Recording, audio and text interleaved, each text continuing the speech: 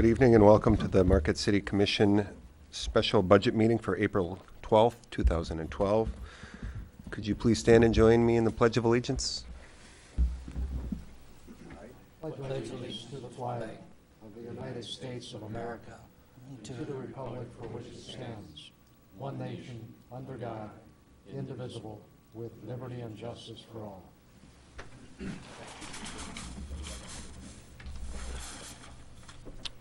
Yeah, did I say 12th? It's April 11th, 2012. City Deputy Clerk, could you please call roll? Thank you, sir. Commissioner Nemi. Here. Commissioner Ryan. Here. Commissioner St. Ange. Here. Commissioner Schneider. Here. Commissioner Stonehouse. Here. Mayor Pro Tem DePietro. Here. Mayor Kivala. Here. Thank you. Do we have any agenda changes? Seeing none, do we have a motion, Commissioner Ryan? I move the agenda be approved. We have support. Commissioner DePietro supports. All in favor, say yes. Yes. Yes.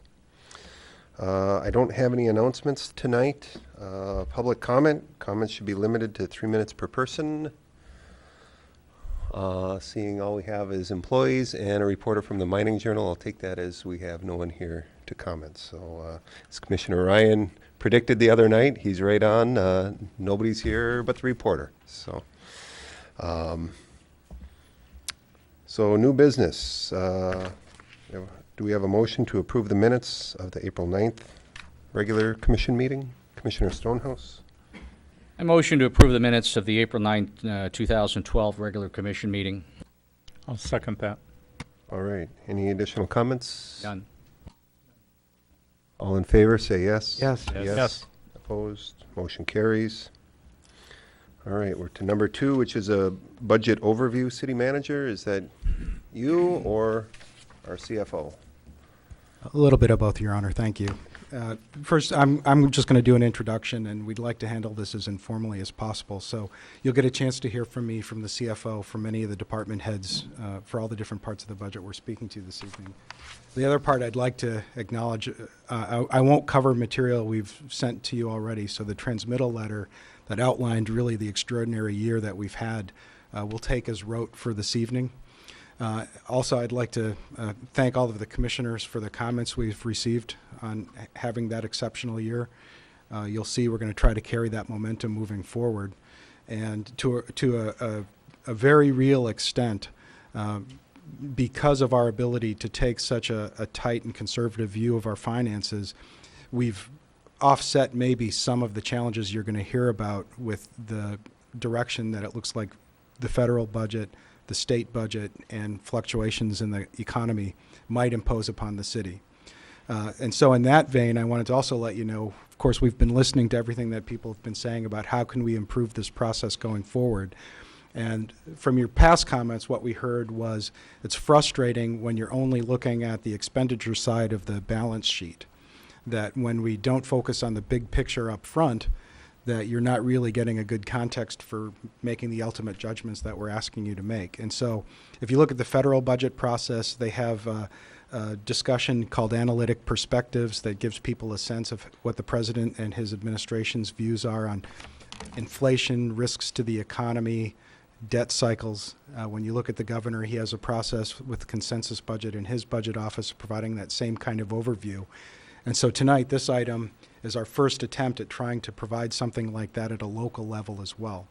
And so it's kind of an experiment, but we're very interested in not just your feedback on the information we're presenting, but whether or not this is a useful component of the budget cycle, and if this is the right place to have it or maybe somewhere else in the discussion. So with that, I'd like to turn it over to our CFO, Gary, to kind of lead us through our revenue forecast. Okay, we actually have a presentation, which is, if Chris will bring it up, we'll put it on the screen for everybody to see. Oh, okay.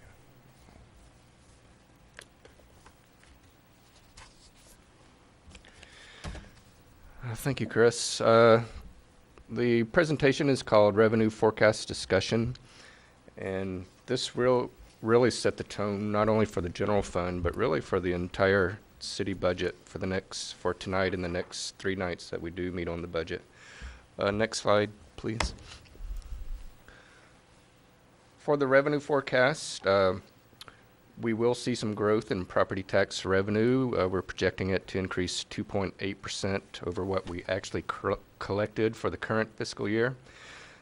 This is in spite of the millage rate remaining unchanged, and it's been unchanged since 2006. So the growth is attributable to the taxable value increases. With the exception of revenue sharing, we're projecting all 2012-13 revenue sources to be stable, and that's what we're currently experiencing.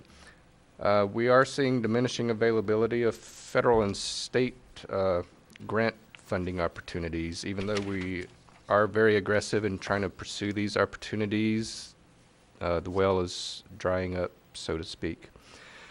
Then we have state revenue sharing. That is largely dependent upon the state economic recovery. The state does appear to be forecasting some nice growth over the next year, which is quite different than what the state has experienced for actually the past 4 to 5 years. Next slide, please. Speaking of state revenue sharing, it's composed of two components. There's a constitutional portion and a statutory portion. And both sides are actually mostly derived from collection of sales taxes and state income taxes. And of course, this revenue is largely dependent upon state economic trends. Next slide, please. But as we all know, the statutory portion has been in decline for the past 12 years. This, well, what we put in here was in FY 2001, just the statutory portion, the city was getting $1.25 million. And we didn't have to do anything to get it. Current year, we're projecting the statutory portion will be reduced down to $308,000, but that's if we comply with all 3 phases of EVIP, and you've certainly heard me whine and cry about that part, so I'll spare you. There's some good news. The proposed general fund budget is balanced, and we did that without including the $308,000 statutory revenue sharing. And for the past 2 years, the city has reduced new annual bond debt by approximately 40%. And also in the past year, the city has reduced operating expenses by approximately $300,000, which I know since the time I've been here in November of 2000, we really have never accomplished that. And more good news, as the state economy picks up, the constitutional portion allocated to the city for revenue sharing will continue to grow. So as people go out and buy stuff and tourism comes into the state, the city will certainly share in that. The next slide is just a graphical presentation of total revenue sharing, and it just kind of shows a trend since 2007. You can see where it has really declined rather sharply over just a few years even, but for the current year and the next year, we're projecting, and the state's projecting a little bit of growth. So that is certainly some welcome news. Next slide. Bad news. There's always bad news, I guess. We are anticipating personal property taxes. It is authorized by the state. The city does bill it. For the general fund for the current year, it's approximately $525,000. Governor Snyder has made it one of his big campaign pledges to eliminate personal property taxes. And from some stuff we've just recently have read, the state legislature has put this on the fast track. It looks like it could be eliminated as of January 1, 2013. Which would mean we're okay for our next fiscal year, but after that, if it is cut,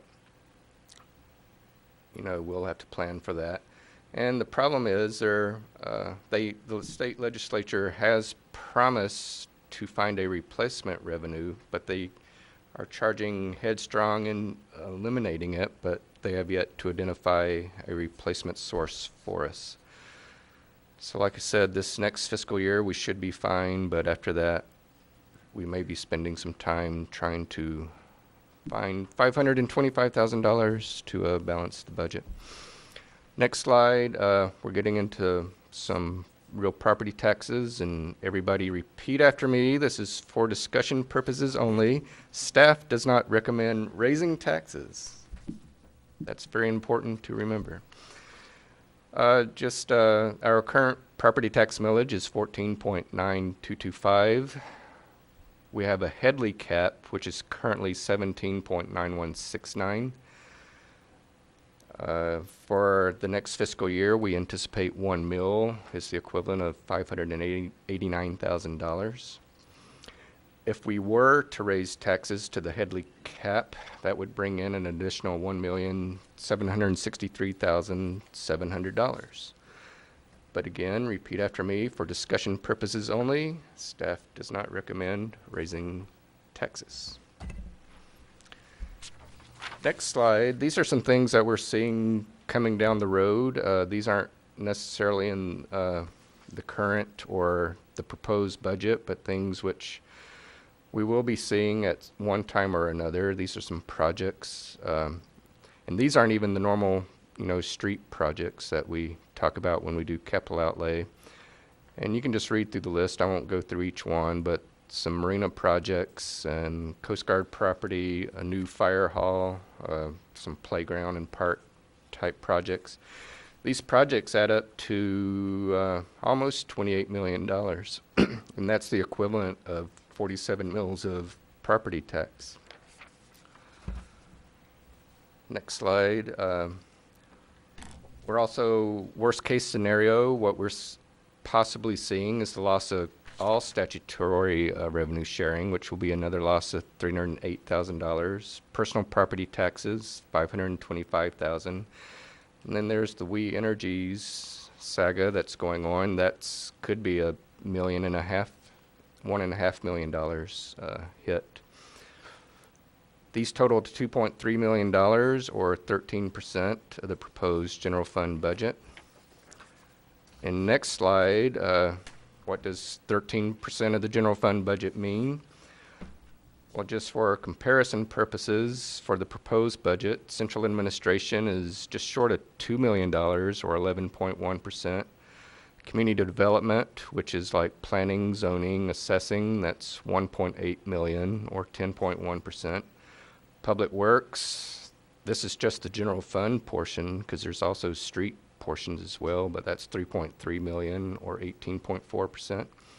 Community services, which is mostly your parks and rec and arts and culture, that's 507,000, or 2.8%. Police, 4.2 million, or 23.5%. Fire department, 2.6 million, or 14.6%. Debt service, which we're locked into, is currently 1.1 million, or 6.2%. And the general fund also provides support to other funds. The street funds is the largest, of 1.35 million, or 7.5% of the general fund budget. The marinas we're projecting at $52,000, or 0.3%, and Lakeview Arena we're projecting at $361,000, or 2% of the general fund budget. And in addition, there's no further project-related bond debt. So like I said, usually when we talk about capital outlay, we talk about street projects and those kind of things. Next slide. There's a lot of talk right now about Marquette General Hospital, and if they are sold to a taxable entity, they will be added to the tax rolls. Will that be enough to help offset these losses? The short answer is no.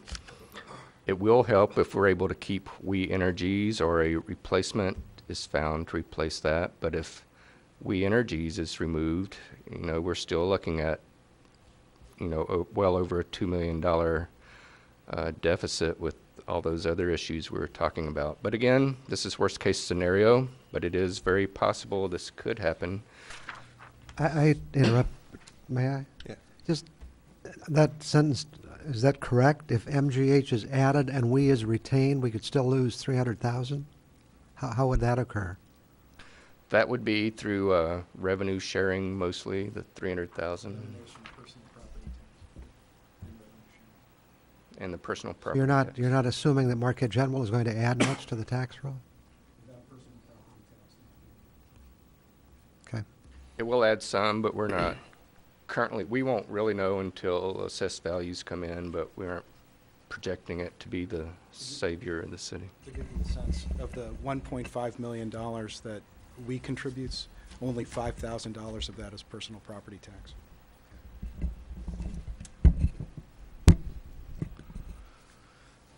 Okay, next slide. So for the projects that we talked about previously, where will the revenue come to pay for these projects?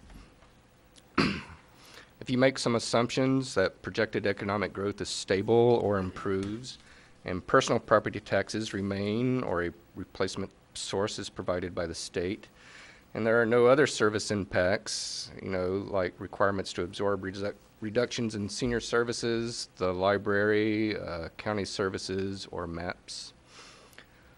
Then, just for not fun, but just for illustrative purposes, to pay for those projects, as we discussed already, it would take 47 mills of property taxes. Again, we're not recommending that, and it's really not even possible for us to do that. If we were to issue a bond for those projects, roughly $27.9 million for 20 years, the debt service would be just short of $2 million per year based on current projections. And what that means, that's equivalent to 3.4 mills of property tax. Well, we still couldn't raise property taxes to cover all of that because we only have 2.99 mills to reach our Headley cap. And it's also highly risky and irresponsible to do that. This would really, if that were to occur, it would give us almost zero flexibility in the future to address, needs that come up, and we would probably start having to dip into the city's fund balance if that were the case. Gary, if I could, your presumption is, just so I can understand this presentation, is that all of the projects that you identified, the slide isn't numbered, but the marinas, the Founders Landing parking, Cliffs Dow, all of those projects are the projects you're talking about being able to fund, Correct. correct? So, even some of those seem to be, I would argue, are somewhat pie in the sky. Especially Correct. They're right now they're just rough estimates if they were to be approved. We certainly aren't saying every project will be done, but those are the ones that are in the works. But certainly some are more, if you will, needed as compared to wanted. Well, there's really no commission priority on this list. And so some of them, for example, we know Presque Isle Marina, the commission's taken an interest in that. The Cinder Pond Marina comes out of its 25-year life cycle in about a year or two. The commission committed when they constructed Founders Landing to build a marina there, to build parking there. We're committed to cleaning up Cliffs Dow. We're committed to accepting the Coast Guard property should it be transferred back to the city.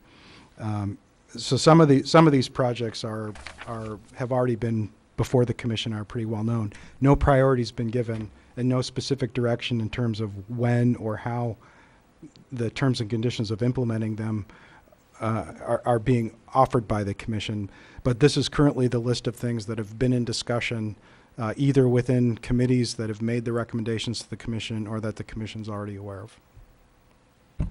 Yeah, but talking about them and being committed to them formally, whether it's through a property development agreement or some other, contractual obligation, are two different things. If you will, that's been part of my challenge being a commissioner, is understanding how we quickly go from a committee recommendation or a discussion about a project to an implied, we have to do this. It seems like we move through that at exponential speed. Everything else is glacial speed until we get to the point of approving a project, and it becomes, we got to get it done. And the implication or the implied action is, we've talked about it, therefore we have to do it. And again, my original question was only to the extent that the projects that are being talked about with regard to funding inequities really come out of this list of projects. This is just a short list. Oh, I But- but I- perfectly understand that. But I'd also point out, things like the marinas were grant and aid, with the exception of Founders as a grant. Those are grant and aid marinas. We have a requirement to maintain them.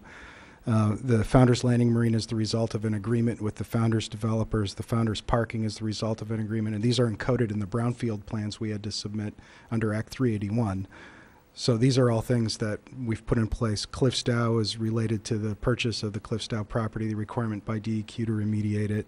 The Coast Guard property is by federal act that they're going to transfer it to us once the Coast Guard does the initial environmental remediation. So these aren't just topics of discussion. These are things where we have binding But- agreements or contracts I that agree. we have to deal with. Yeah, in some cases, yes, but in some cases, no. Like fire hall, we haven't committed to a fire hall. We've No. set aside property for a fire hall, but we haven't committed to a fire hall. Right. Like I said, the commission has I understand. seen that, and that is guidance from the commission. That's not something that should be new. Well, and I'm just going to add to that, Founders Landing Marina, this 27, almost 28 million, nearly 11 million is for that. When we put the brownfield plan together, we were told to include everything that you might possibly want to do, because you can't add to the plan. You can pull away from it, but you can't add to it. So that's why it's in there. I don't see this board approving an $11 million marina without funding from somewhere. So I guess I agree with Dave to the tune that, some of this stuff I do realize we will have to do at some point, but it's certainly, we're not obligated to, that I see, to most of this, so. But We good appreciate planning that view. too, so.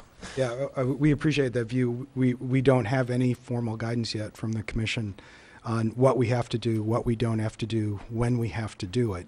All we can do is track the outstanding agreements or discussion or commitments we've made. Right. In the example of the fire hall, when we agreed to set the property aside, we were told, there could be, grant funding available for such a thing. And I think that this body certainly will be, after I'm gone, we'll look at that. And if there's grant funding available to help construct it, then maybe take the advantage of that and do it. So, Bob? I guess I don't mean to beat a limping horse, but the Founders Land Marina, obviously, if we don't have the 11 million, we don't have to do that. The Founders Landing parking, I'm not sure exactly what our obligations are. I know there's a practical obligation because that's going to be at the foot of that whole structure that's there. So if you don't put the parking garage in, they may not want to put the structure above. But do we have any obligation as part of the TIF district or what we've approved heretofore to do that? Or can we say, no, we just don't, the Founders Landing, theoretically, it's not going to cost us anything out of our general fund. It's going to be financed by the TIF, but. Yeah. Well, what we've said is that we're going to reserve final decision on what we're going to build based on a parking study that we've commissioned in partnership with the DDA, so that we can understand better not just what the founders might want to see developed there, but what the community might need there based on the economic development plans.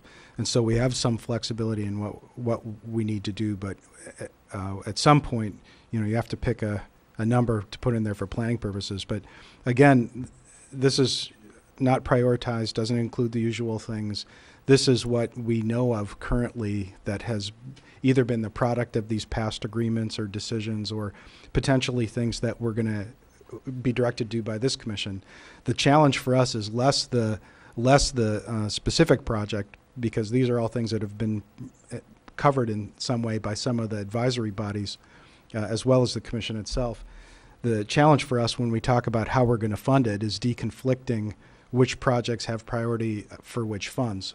You could imagine if we went before the Waterways Commission with 3 different marina projects competing against each other, it'd be very unlikely that they would all win. And we'd be better off as a community deciding what our priorities are for those 3 cases, so that we can put one submission in front of the Waterways.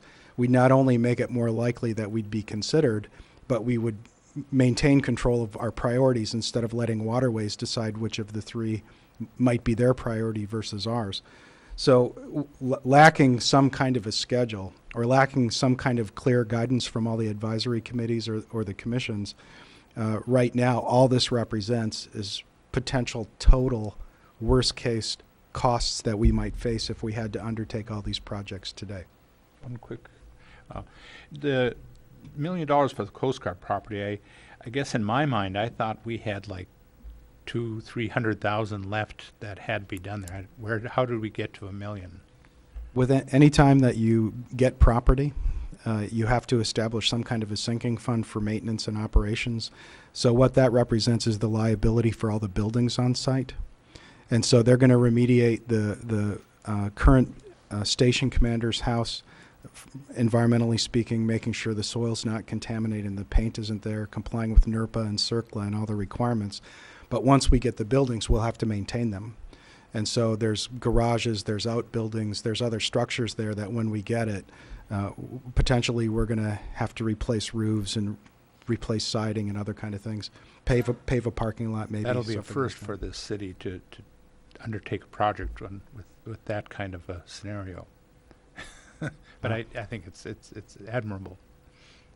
So again, I don't mean to imply somehow this is a completely fixed, well prioritized, well considered list, but these are things when you look at the discussion that's been going on across all these different projects, this is kind of the sum total where you end up.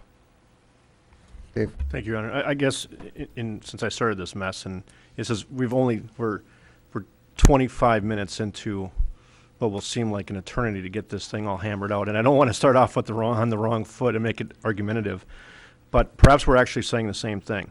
And my only concern, quite frankly, was for the general public, so that there is not an implied direction that this commission is pursuing all of these projects going forward. I just want to make, because I've been here 2.5 years, and like I said, we quickly go from conceptual idea to this is actually what we're going to do, and I just want to make sure there's no misunderstanding for anybody who might be watching this, that we are somehow on a path to do all these projects. Yes, some are required, some are not.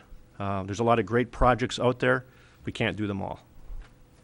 Thank you for making that clarification. Thank you, appreciate it. Fred? Yeah, let me go back to Founders Landing for a second. As I recall, when we set that up, that was set up as a brownfield TIF, where the money we generated from the development there only can be used within the development until way down the development cycle when it can begin to be used for other brownfields.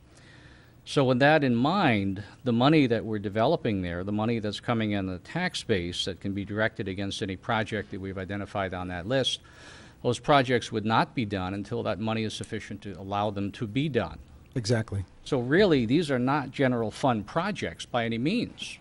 Well, some of them might be. If the funds generated aren't sufficient for it to complete that project, you'd have to take the money out of the general fund. Well, we certainly can do that, but the implication, and I thought the contract we made with our citizens, was that the development that we would do in Founders Landing would essentially be paid for by the tax money coming out of Founders Landing. So, for example, until we have enough taxes raised in Founders Landing to go ahead and do the parking lot, for example, we don't do the parking lot. Right. So really, these numbers for the marina, for the parking structure, don't belong in this sheet at all, because you're kind of implying that these are general fund projects. In reality, they're not. They're out brownfield fund money, projects being developed separately in the brownfield fund. Does that make sense? Yes, but there's actually, those are commission statements. That's not what's encoded in the contract we have. And so the agreement we have is that we're going to build things. The comments of the commission are we're going to use the brownfield TIF to pay for them. There's no restriction from the state or anybody else that you can actually use other funds to pay for these kind of projects. So that is certainly the policy of the commission. But right now, we're also committed to building all these things. I fully so- understand that, but I would certainly disagree with you with what is actually in the brownfield contract based on our conversations that we've had here with, I think, our Mr. McClellan, I believe, who has been the representative we've employed. So perhaps that's a better offline discussion. But again, we've committed, as I see, and agreeing certainly with Commissioner St. Ange, to really none of these. And I would certainly hope the public would not take the perception that we suddenly have this list of stuff we're going to charge off and do, and we're going to raise the millage up to 47 mills. Thank you. Thank you for the clarification. Commissioner I Ryan? kind of agree that maybe Commissioner St. Hines regrets he started this, but because this has nothing to do with this year's budget as I can see it. None of these projects are going into the coming year's budget, are they? This is useful information. These are, I'm not saying that, but none of these are proposed for the current budget. Where the impact comes in is the flexibility we're continuing to try to generate by lowering debt, by being more fiscally Right. prudent and conservative, is generating potentially the dollars that we're going to have to use to offset the revenue sharing we anticipate losing in future years.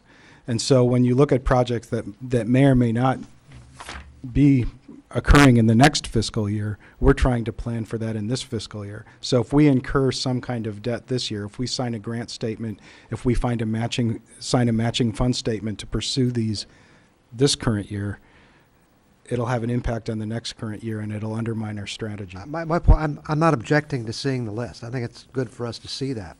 But again, to reinforce what others have said, these are not things we're considering in the coming year's budget.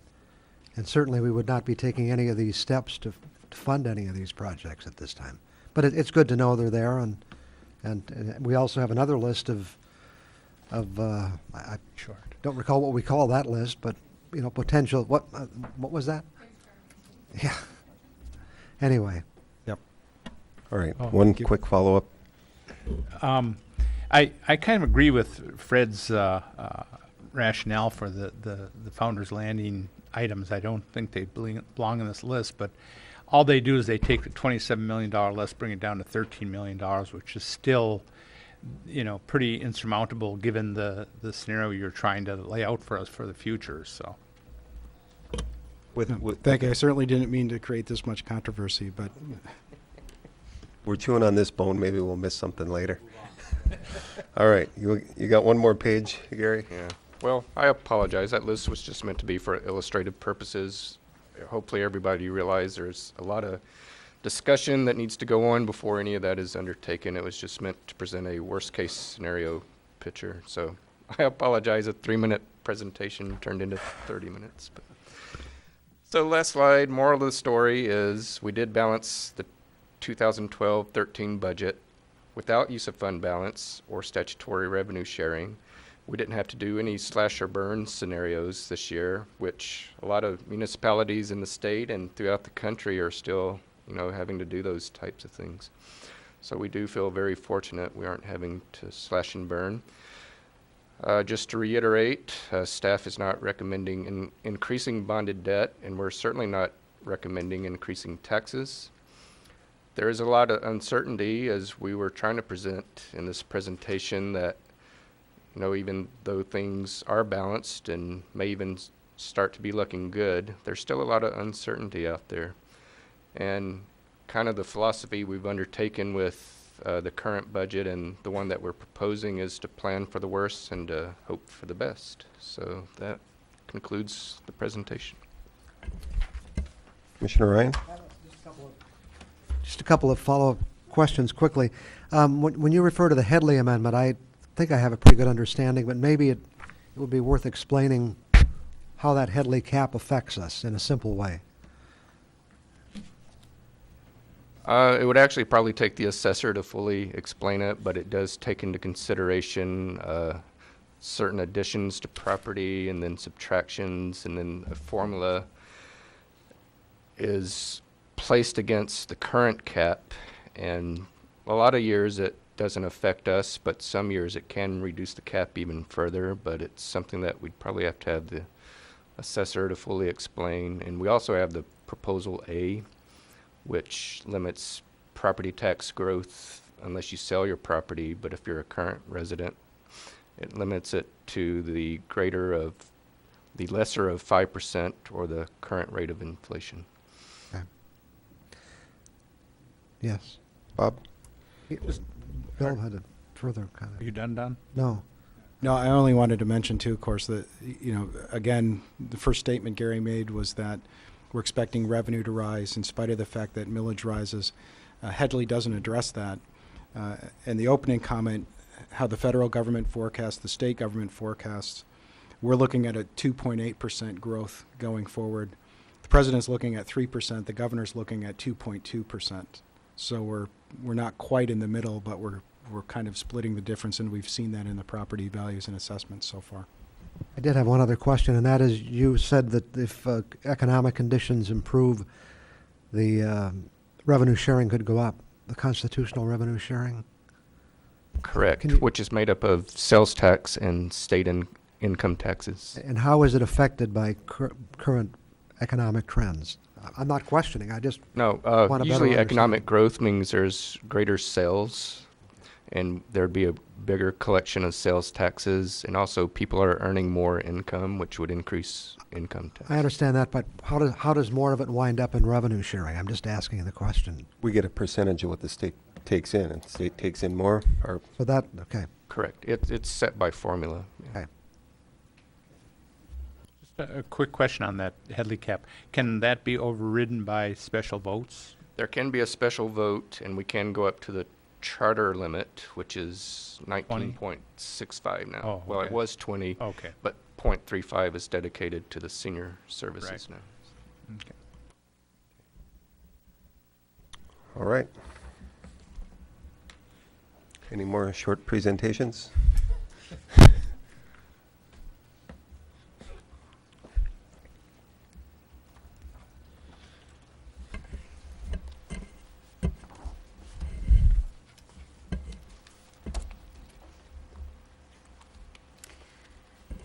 As I explained in my memo, in lieu of each department presenting their wages, fringe benefits, when they come up to do their presentations, I'm going to do an overall summary.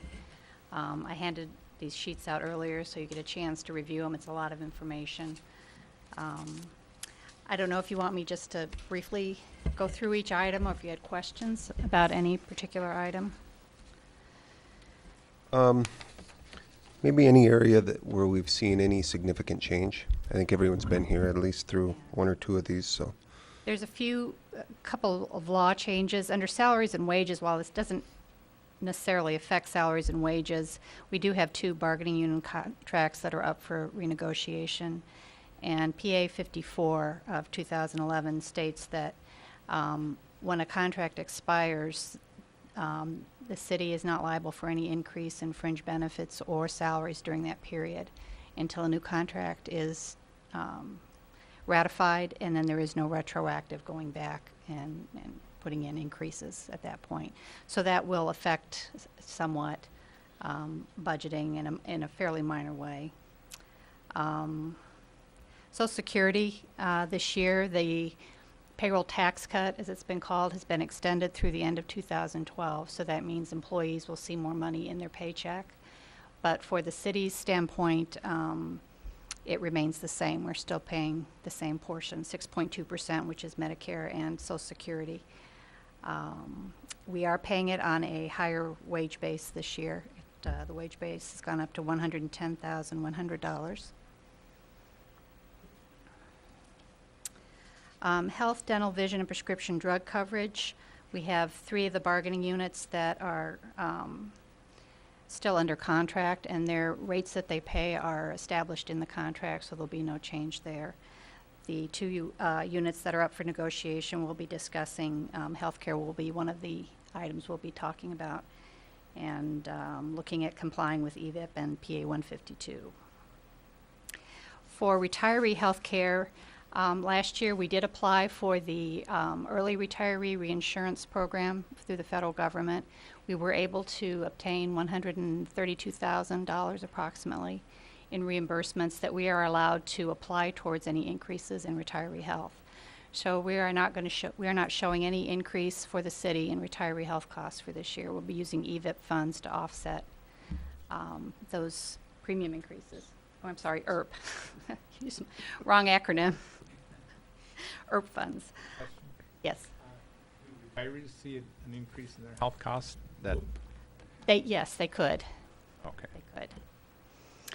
We have until 2014 to use up the ERP funds. And we're also applying, there's a new assessment, they don't call it a tax, but the way the state funds, yes, Medicare now, there is a 0.75% of your premium charge assessment that's placed on the bill. Rather than passing that on to employees, we've been using the IRP funds also to cover that portion.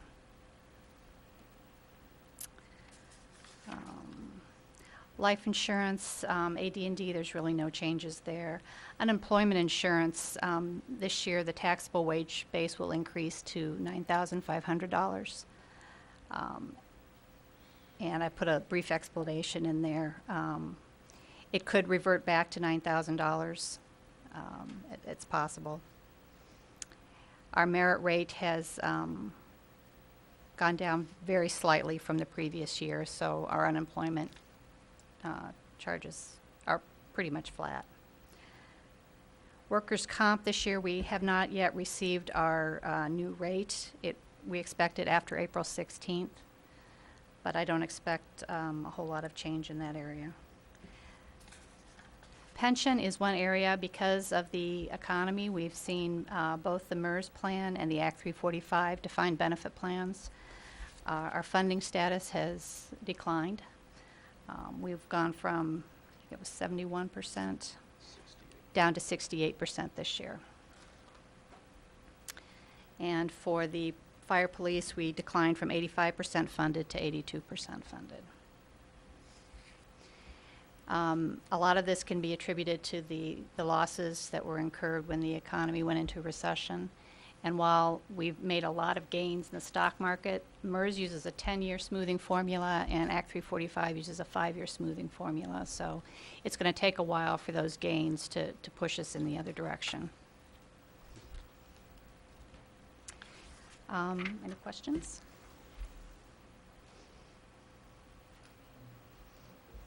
Bob? I think I asked you this before, but for unemployment, are we part of the MML account for that, or do we? MML administers our unemployment insurance program so for us. we're a yes. reimbursing employer through the Yes. MML account. Okay, because the rates seem fairly high. Have we had a lot of unemployment Actually, they've gone claims, or- down. They've gone down quite a bit. We were at 1.92 a few years ago.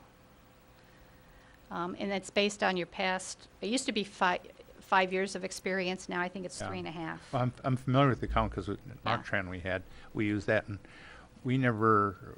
The first year we had, when we first got in the account, I think we were at 1% or 2%, and we were never above that. We do have a lot of seasonal employees, and they Okay. are And you eligible get for caught unemployment. Unemployment, Mhm. okay. Staggering when you look at the sheet with the payroll and fringe benefits from 83, 84 to 2010, 2011. You know, what the payroll did, it a little over double. You know, sick leave a little over double, vacation a little over double. Health, dental, vision, just under 10 times the cost. It's unbelievable. So, any other questions? Don? You list on this one sheet the number of employees. Do we do an FTE breakout? We list full-time and part-time, but We haven't. That's something we could do. be interesting. Our part-times, they're all different hours. And Yeah, I'm sure there's steady part-time and Yep. occasional part-time and, okay. But that is something, if the commission is interested in having it reported that way, we can certainly I would do. be interested. It is nice to be able to track what we've done in the past, too. Anything else? Bob? We're talking about FTE in the CAFR. We have an FTE account, don't you? You use an FTE account in your supplemental section? I believe there is. Yeah. But we can certainly make it part of the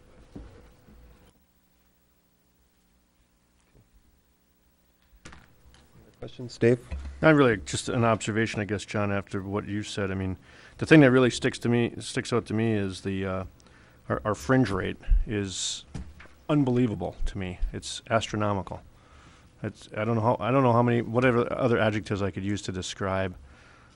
76% is ginormous, and that will be our challenge, because the more we're paying for that kind of stuff, the less number of sewers we can fix, and the less amount of roads we can fix.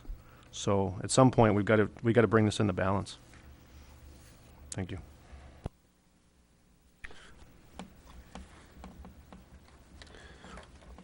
Anything else? Okay. We're all done. Thank you.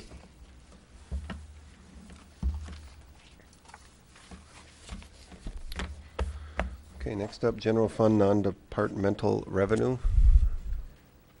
Again, Gary and I are going to kind of trade off on this one. Just for the benefit of people at home who might have gotten a copy of these materials, one of the pieces of feedback I've gotten from people is how to read these, all these numbers. It's a little confusing for the average resident.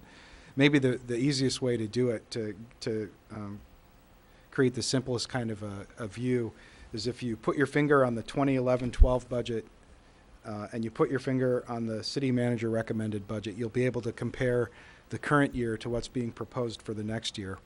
And so you'll get a chance to see item by item as you run your finger down the page what kind of variance there might be in the different line items that we're proposing. And so with that, let me go ahead and have Gary walk us through. Okay, well, we really addressed quite a bit of this in the earlier presentation, but we're projecting growth in property tax revenue 2.8%, and again, that is not because the millage rate is increasing, but because taxable value is increasing. The other revenues we're projecting to be fairly status quo as far as fees we're charging. As each department comes up and presents their budget, the fee schedule will be a part of their presentation. So that can be discussed at that time. The total overall budget is $18,034,535, and as previously stated, the revenues do equal the expenses. So unless you have any specific questions, everything else is pretty much status quo at the time.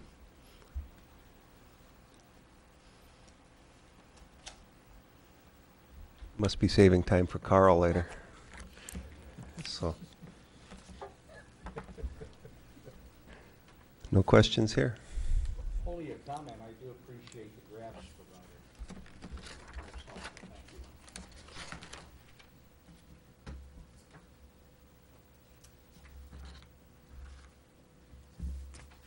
It's good somebody notices.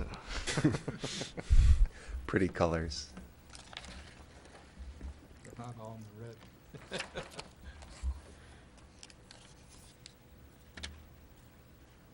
Okay.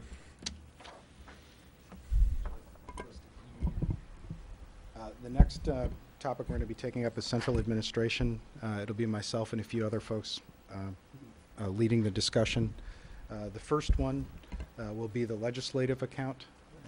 We'll just move right on. You can find that on pages 50 through 52 in the proposed budget. Like I said, I'll leave a lot of this wrote since it's written in front of you. No need for me to read it. You can see, I would point out on page 52, we've projected a decline for some expenses here, the grant pass-through. Right now, we haven't gotten the request to support that. That could be a little bit flexible if there's some other activity with a community partner that might want to do that. But again, since it's a pass-through type of fund, it wouldn't be something that would impact general fund revenue. Otherwise, we're proposing that the travel profile, the engagement profile, the fees, the subscriptions and things that regularly support the commission are status quo for the upcoming year.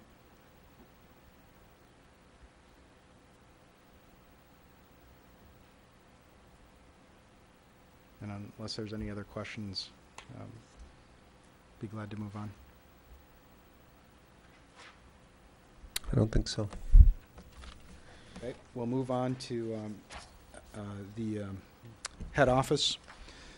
What you're seeing here represents Gary forcing us to be a little bit more discriminating in the way we characterize funds.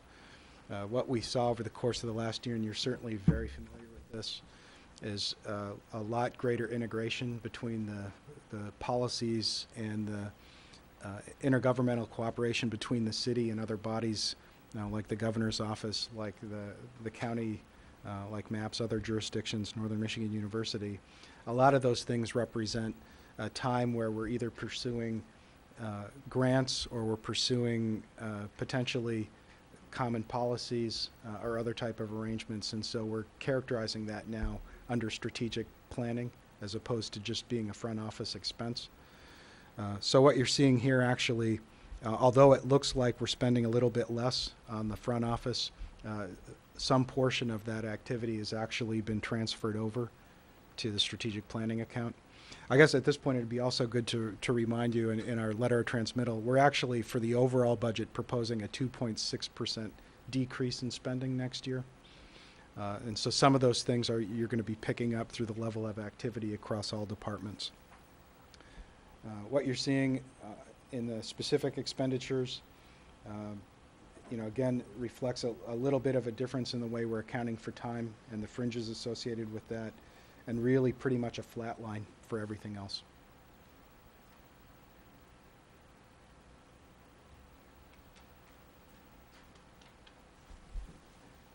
Dave? Just, I may be ahead of the game here, and I apologize if I am, and if I am, tell me so, but do we dare discuss the issue of technology services fund fee at this point, so we understand what it is and how it may or may not have been changed based on decisions that were made this last fiscal year? I mean, maybe this is not the time, I'm not sure, but. You're going to get a very detailed Okay, that's discussion about that coming up. Just without raining on Dan's moment of glory, I think you'll find it's a very good news story, and it promises to become better. But what you're going to see is not just a substantial reduction over the course of the last year, but opportunities to do even better. The next thing we're going to speak to is Gary's department, so let me pass it over. Everybody's favorite department. Starting page 58 is the fact sheet. It just explains a little bit of what we do, and really when you look at all fact sheets, if you look at program statistics, which is usually the last section, we're actually able to use this part of everybody's fact sheet to come up with the dashboard requirements for EVIP. So that was phase 1 of EVIP, and so that made it a whole lot easier when we were putting the dashboard together to have these statistics already tie in to what was requested for the dashboard. Page 59 starts the expenditures for the finance department. This is really a case of nothing to see here. We've done a really good job, my staff and myself. We've done a really good job, I think, of holding the line on expenses. We do not have to do a GASB 45 actuarial study this next fiscal year, so professional and contractual was reduced by $5,000. But other than that, it's all pretty much status quo. So if you have any specific questions, I would be happy to entertain those. Nope. Don't see any, Gary. Oh. Did we do a GASB study this year? We did in the current fiscal year, I believe, is where it came out of. Yeah. Okay. Next up is treasurer.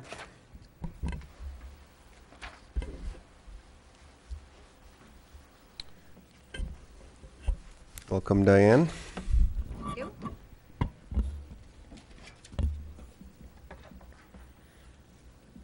evening, Commissioners. Treasurer's budget is on pages 64 through 66. And similar to the Finance Department, we have the fact sheet on page 64 with the program statistics on the bottom portion of the page. Revenues are remaining pretty stable. You can see that my budget is conservative and very stable. There really are no changes in the revenues. It has gone down just slightly, and the reason for that is the parking tickets have pretty well stabilized. We had that big influx in 2010-11, and now they've pretty well stabilized. And that really is about the only change in the revenue side. Any questions on the revenues? Parking tickets. Yes. 500,000 outstanding fines. Do you have a count of how much had been,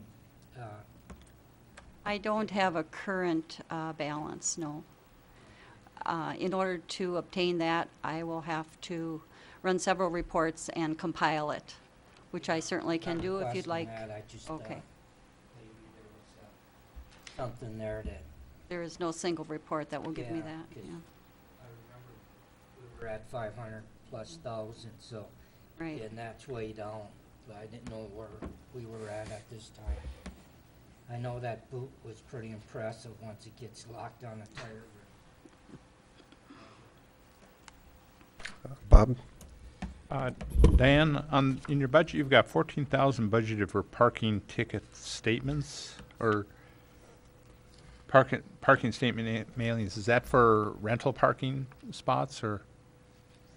Are you looking on At the the bottom of your expenditure budget. side? Yeah, the expenditure side, the 728 postage parking statement mailings, 14,000. I was thinking that was tickets, but it just occurred to me, could that be for rental lots, or? In the notes at the bottom of the On the page, notes? on page 66, I'm sorry. Oh, that is postage for mailing out the monthly parking statements. Okay, for the rental lots, hey? No, Oh, that is okay. for the tickets. Okay. Statements for in your outstanding tickets. In your fee schedule, you're talking about adding, if it's not paid within 14 days, $3. Can you recover that 14,000 through the fees? I guess it seems to me like the city general fund shouldn't be paying money to send out notice to scofflaws that aren't paying their tickets. Are we recovering that money as part of the ticket? Yes. I guess, where are you looking at the fee schedule? On 65, well, we have it on page 65. You're talking about like escalating fees, motor violations after 14 days, Oh, yes. $3, restricted violations, $5. Yes, we are recovering that with the fees. Okay, so Yes. does all the parking ticket revenue, that doesn't go into your budget, must go somewhere else in the budget? Because, Well, actually, that's split between the treasurer's office and the police department. okay. Because in the revenues, it didn't seem like there was a huge influx from the big effort we had of collecting the tickets. Well, as far as my budget reflects, only 50%, so if you double Okay. that. Okay. And the big influx was in 2010-11, so that would Okay, I show see. about 140,000. Okey-doke. That's all I have. Thank you. Okay. Dave? Thank you, Your Honor. Diane, I have to ask a question about salaries and wages. The differential here is $16,000 over 2.5 people. Is, I don't do the salaries and wages, that's Okay. Susan's area. all right. It just seems to be, it's a sizable percentage, that's all. All right, fair enough. Commissioner, are you comparing budget to recommended? Is that the number you're looking Well, at? I'm looking at the estimated year end for 11-12 against the recommended for 12-13. Yeah. I wonder if the Now, manager granted, has- of course, the estimated year end might be a little different, but again, I'm just looking at the differential between the two because it's actual versus what is essentially planned for the next year. It's as close a representation of the differential that I would be interested in. And if the issue of salaries and whatnot need to be discussed as a separate line item across the board, and maybe that's appropriate. But again, just looking at that number, and maybe I'm looking at two wrong numbers, but I think those are the two that really have. Some of that, Commissioner, was for actually probably about 6 months. We were actually without a full-time cashier, and we were having to use a temporary service, so that would come through under the professional and contractual line. So that would mean the salary wasn't being paid for that position out of the normal wage line item. So. Okay. I think that explains, I saw what you were saying, and that's why I asked. But it probably, that does cover It's it. $4,000. It does explain it. That's right. I had a temporary employee for 5 months. Because if you look at what was budgeted, it was 145. What was spent was 133. It's what was spent that's the anomaly, and Right, the right. temporary employee is what explains Right, I had that. an so. individual that had posted to another position, so that left the position in the cashier's office was vacant, and I had to fill it with a manpower temp. So you'll see that increase then in the professional contractual line item. So there's your offset. Okay.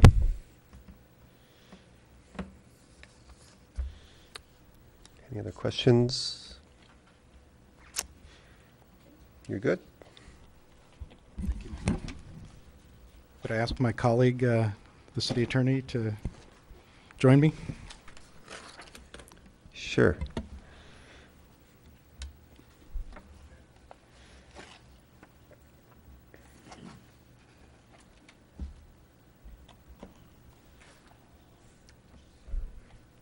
It's like testifying before Congress, isn't it? That's right. Clear away. What do you want to know? We want to know how you used all our money. What'd you do for us?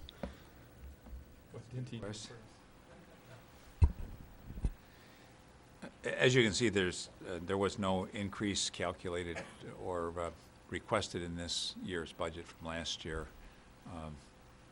And just so everybody understands, this is a retainer, a monthly retainer basis. There are no fringe benefits. There are no. It's not a salary. Out of this money, we pay our secretarial, our office space, our office equipment, our library, etc. So you can imagine how much is left out of the retainer every month. I can also tell you that, and maybe Bill can confirm this, based on our discounted rate, hourly rate, this is probably about 3 hours a day is what we're receiving. And I started this morning at 8 o'clock as usual, and I didn't work on anything but city work all day. So if you want to go to an hourly basis, I'd be more than happy to quote that. But most of my day is spent on city work. I think between meetings, opinions, dealing with all the departments, whether it's human relations, HR, or the city manager's office, or Dennis's office. I dealt with the assessor today.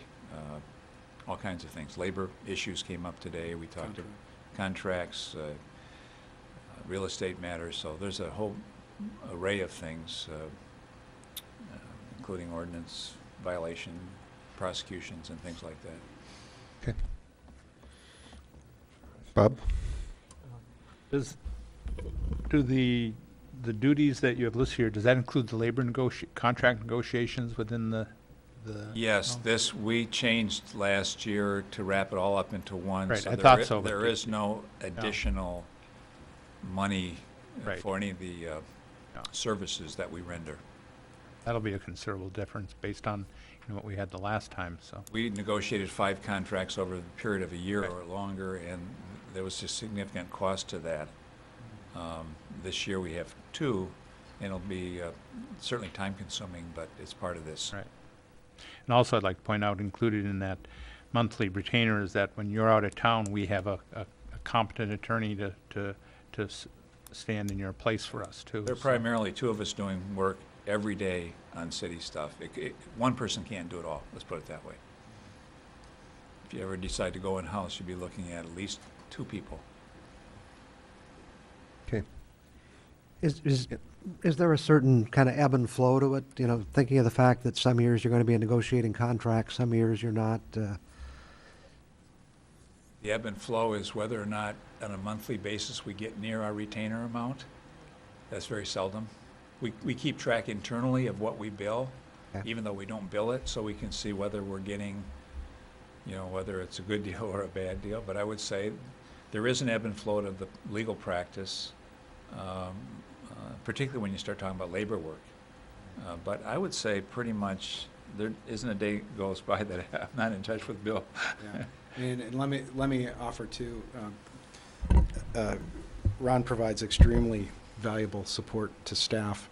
A lot of the things that we're dealing with, and you're seeing it in a lot of the communications I'm forwarding, are the result not just of more complicated issues that we're trying to bring to close, but we're in a new era with this governor. He's changing a lot of the basic things that in the past had been relatively predictable that now aren't.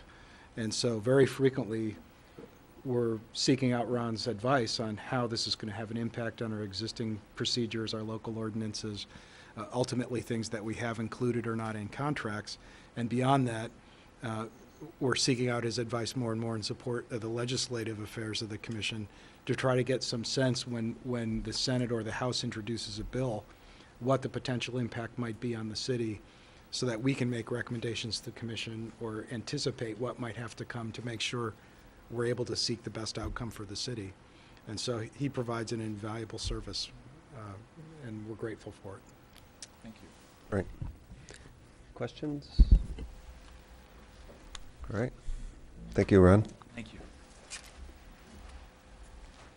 And last, under Central Administration Liability Property Insurance,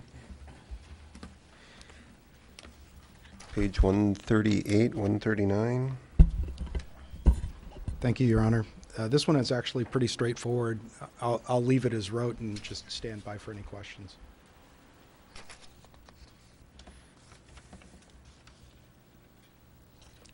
Questions?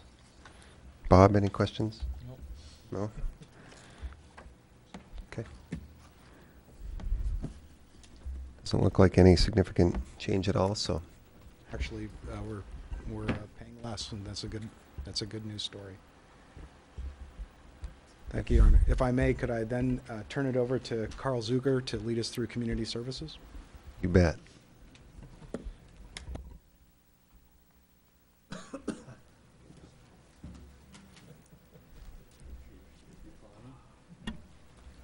Take some of that space. All right. These are these fact sheets. Oh. If you wanna, would you help me when we get to that part? Good evening.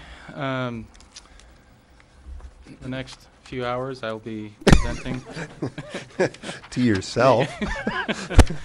the community services budget. The first item that's on our agenda is the promotional fund, which is page 76 and 77. I'll give you a minute to get to that page. Starting at 76, this is a fund that was established last year, and we have implemented it again this year through our office. The process is we receive applications by the end of the calendar year. We look through those applications and we bring them forward. They're either fee relief, in-kind relief, and or cash. So what you see tonight is we're bringing them all forward, and as they all have merit. And what we've done on page 76, you see the recommended from the manager of $33,590. That includes, as you see in the notes, fee and in-kind relief. And what I tried to do is be very comprehensive in letting you see what all of the requests were, whether they were in-kind and or fee, and the amount that was requested. And so that's just for, I guess we can move on to page 77. That's the expenditure portion. What you see there is 13,000, and that 13,000 would be cash, a cash request. And if you look under the notes under FY13, once again, I've provided a detail of the agencies that are requesting funds and the amount that's requested. One thing that I would point out is the Superior Watershed Partnership is requesting 20,000, but that does not come from general fund dollars. Those come from the stormwater fund. as the notes indicate.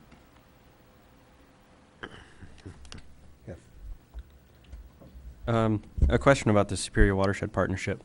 Now, we normally fund them about $20,000. If I understand this last year, they billed 2 different departments at $20,000. And maybe I'm misunderstanding, but I'm curious if this is $20,000 that we normally assign to them, or if this is in addition to what we normally work with them on. No, the additional 20,000 is considered prepayment for next fiscal year. So if you do approve this $20,000, they won't actually receive any money. They've already received it. Now, just for your information, and it was designed to be presented when we talk about the stormwater fund next week, but they have requested an additional $5,000, but we'll present that information to you at the appropriate time.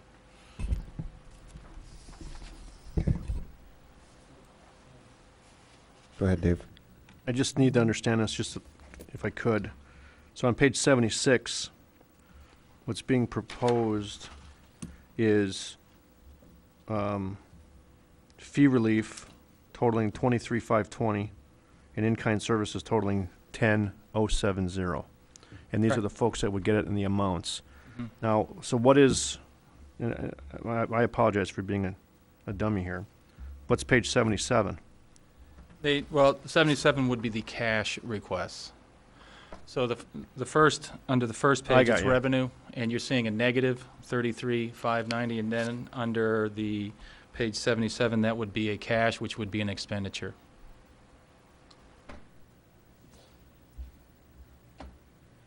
Now, just for my understanding, for the requests for fee relief or in-kind service or cash, these are basically the requests that have come through the manager's office, effective as of when, just roughly. We receive the requests more or less the first of the calendar year. Yep. And they can be for the upcoming fiscal year, through the end of the upcoming fiscal year. So, for example, with the 4th of July, when they ask for things, it's at exactly the beginning of the fiscal year. They may also ask for the expenditures they have for the following year, since it sits right at the changeover of our fiscal year. So for the general public or for other organizations, I just want to make sure that I understand it. The city solicits or puts out an open invitation for organizations to, I assume, submit an application. Yes. For your office to review and consider, and then it comes to us. Yeah. So I guess my issue is I want to, I can just imagine next meeting somebody showing up saying, well, I didn't know about this, and I have a request, and we're kind of back in a pickle here trying to figure out who gets what. I just want to make sure administratively we've done we've done a fair job, we put it out there, and everyone's had a fair shake at it. Yeah, I know, I understand. Let me take this opportunity then to kind of describe the process. It's still relatively new, gets better every year, but to give people also kind of behind the scenes how it looks. About Halloween, so to give a 2-month window for people to apply, we open up the application period. And so up until that time, of course, we're having dialogue with all the different community groups. At that point in time, they know that they have to submit their application. And it includes things like who the group is, what their event is about, what kind of potential community impact there is. It's not a charitable process. And I know we had that discussion last year, but I just want to reiterate that again. And in giving people kind of an analogy to think about in their mind, this is about as close to, slapping a Tide logo on the hood of a NASCAR vehicle as you can. These are promotional opportunities for the city to help defray the costs of things that enhance the prestige of the community or otherwise give us an opportunity to help show the community in a good light. And so it's not just doling out money for charitable purposes, it's an investment in this promotional activity. So we accept the applications, we go through to make sure that they meet that statutory criteria.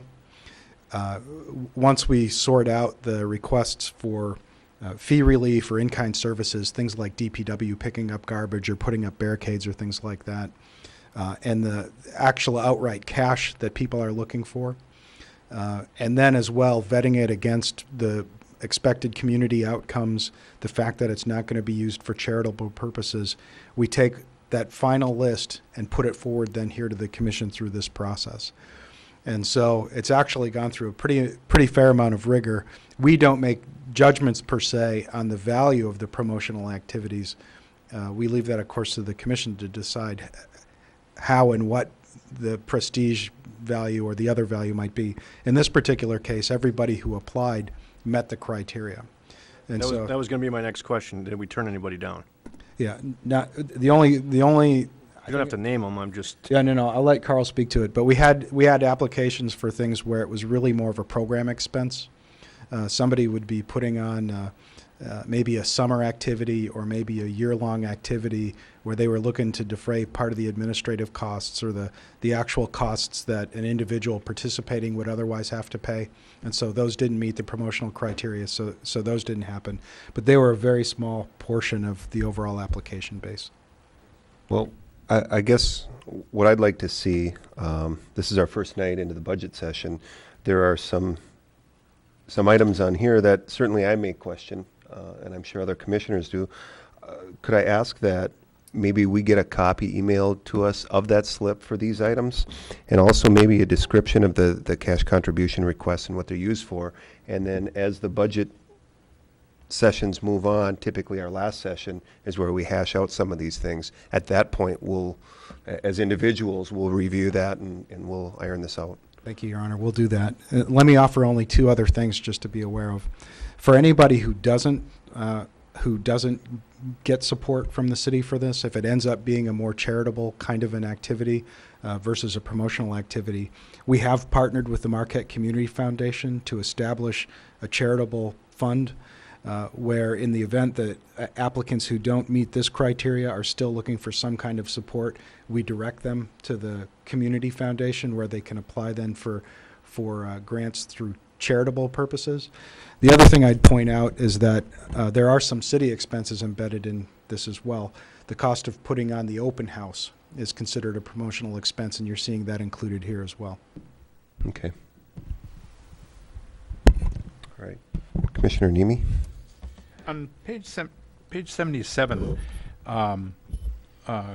quick couple comments first on the listing under FY12. We got the Marquette Regional History Museum and the YMCA Water Safety Program. I didn't remember those in the list last year, and I remember the History Museum, but my impression was that we didn't fund that.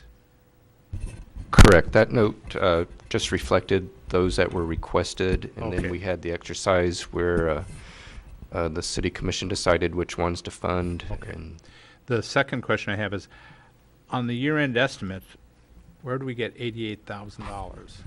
Skate park. 75,000 is the skateboard park, which Okay. at the beginning of the fiscal year, the commission voted to Okay. amend the budget, That makes sense. and hopefully that will be paid out by June 30, but if not, it'll be coming back to you again. So. Okay, thank you. All right. Comments? No? Okay, let's move on to Parks and Rec. Okay, Parks and Rec, and that's, we'll start on page 108.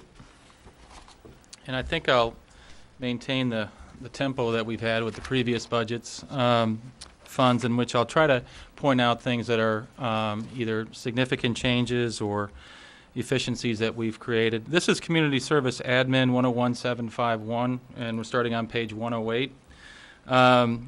If you look under the revenue section, one thing that I would point out is the 751510, which is grants.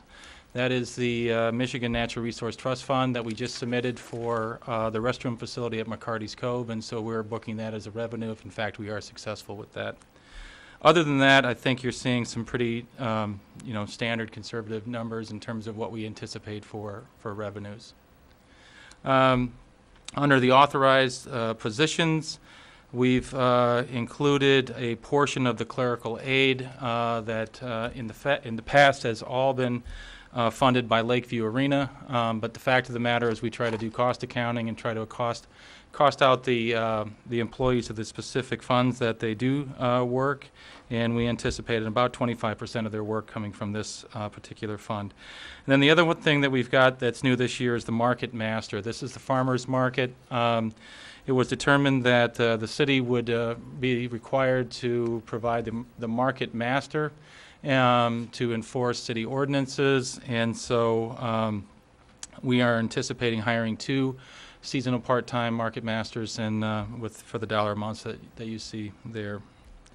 The other thing that I'd point out under the program statistics under FY 11-12, that's as of 1/27/2012. So you'll see some differences in terms of the overall numbers of usage of our facilities, but it's a portion of the actual operational year. Any questions on that? If not, then yep.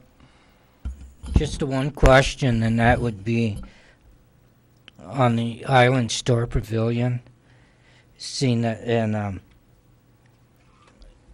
down at Matson Park, we contracted that out. Did that work out all right, or? Yes, and the commission will be seeing a new contract request here very soon from the existing vendor, or the vendor that we had last season. Okay. But what you see there under the Island Store Pavilion, that's Presque Isle. Okay, thank you. Correct. Dave? Thank you. Carl, so I may be missing something here, but on the authorized positions, Yes. you're saying that you're looking to hire 2 part-timers for this Market Master position? Correct. And are all the other positions actually people we already have? That is correct. So, I mean, maybe I misunderstand authorized position, but authorized position in my mind is that they're already existing people. If you're looking for 2 new hires, they're not exactly authorized, are they? Maybe I'm misunderstanding the definition of authorized. We do have 2 authorized, and we've hired 2 for this year, and that we've started already. That was part of last year, the current year budget? Current year's fiscal year budget. Okay. So, in essence, I just want to make sure that I understand the nomenclature going forward. If we're identifying new hires or new positions, they're identified as such, correct? Okay. Very good, thanks. Yep. I guess what I'm trying to point out is if you were to look at last year's fact sheet, you wouldn't have seen those two positions in there. And in many cases, it's going to be just cost accounting and how we're costing out those positions. Any other questions with the fact sheet? Bob? Just a quick question. Do we get a part of the fee from the farmer's market to defray the costs of No. the Market Masters? No. Just by way of a little bit of background, we have the local ordinance that requires us to have a farmer's market master. And when the decision had been made to turn over a lot of that to the DDA actually let a contract to a private commercial organization to run the farmer's market. And so in effect, the law enforcement authority of the city was being executed by a vendor who was actually competing with other vendors in the farmer's market, which wasn't where anybody wanted to be, and it created a fair amount of challenges. And so we agreed that we would make the distinction between sponsoring the farmer's market, enforcing city ordinances, and implementing program at the farmer's market. And so we've been working with the DDA to try to carve out these different responsibilities. And so now we have a market master that will be part of the city to enforce that ordinance, as well as to provide some kind of oversight and crowd control, potentially to respond to emergency situations that are going on site. So they're seasonal, they're part-time. The actual character of the job is literally just to provide that enforcement function at the market during the operation of the market. And that way we aren't going to be running into the problems we had with the other arrangement. I can understand the benefit of having our own employees do it, but I guess it's an expense on our behalf for these people to go out there and make a profit. That there should be some sort of frame. They must pay a fee or something. Perhaps we ought to sell a farmer's market license to help defray the cost of our enforcement. We can certainly consider that as we have further chats with DDA. The DDA collects a fee from these vendors to be there, correct? Correct. Should they not then be funding this? Well, it's our ordinance that requires it. Okay.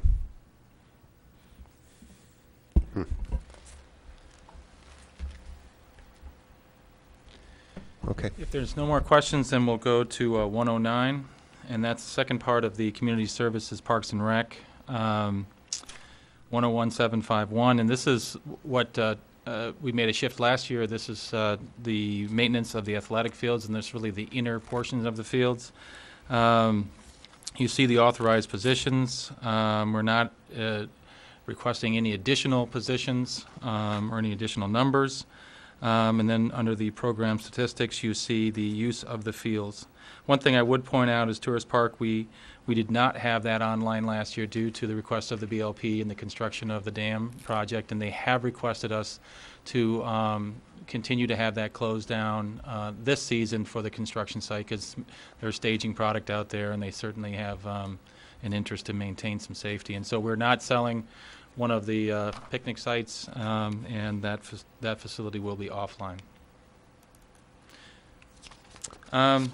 If there's no questions on that, we'll go to 110. That's the fee structure. We've got several things that I want to talk about, and I'll try to go through these. And as you have questions, maybe we can tackle those at the end, or how you want to do that.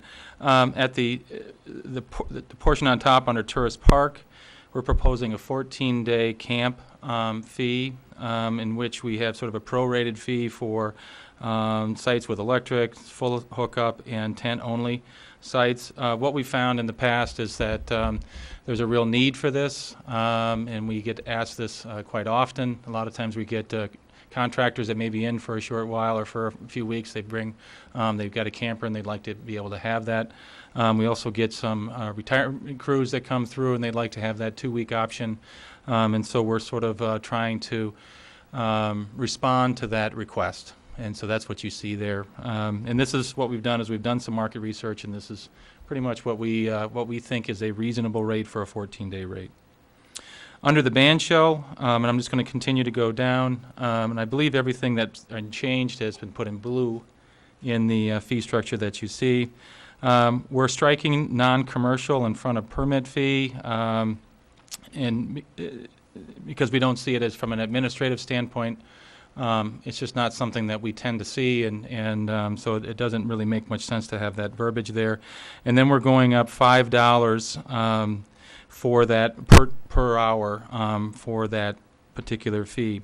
And one thing, and maybe I should bring this out, is under the Presque Isle facilities, if the facility is over $40 an hour, we have implemented a $5 per hour fixed surcharge fee, and that's going to be directed into a perpetual care account, in which then we can draw from to do any significant maintenance to those facilities, like the band shell, the pavilion.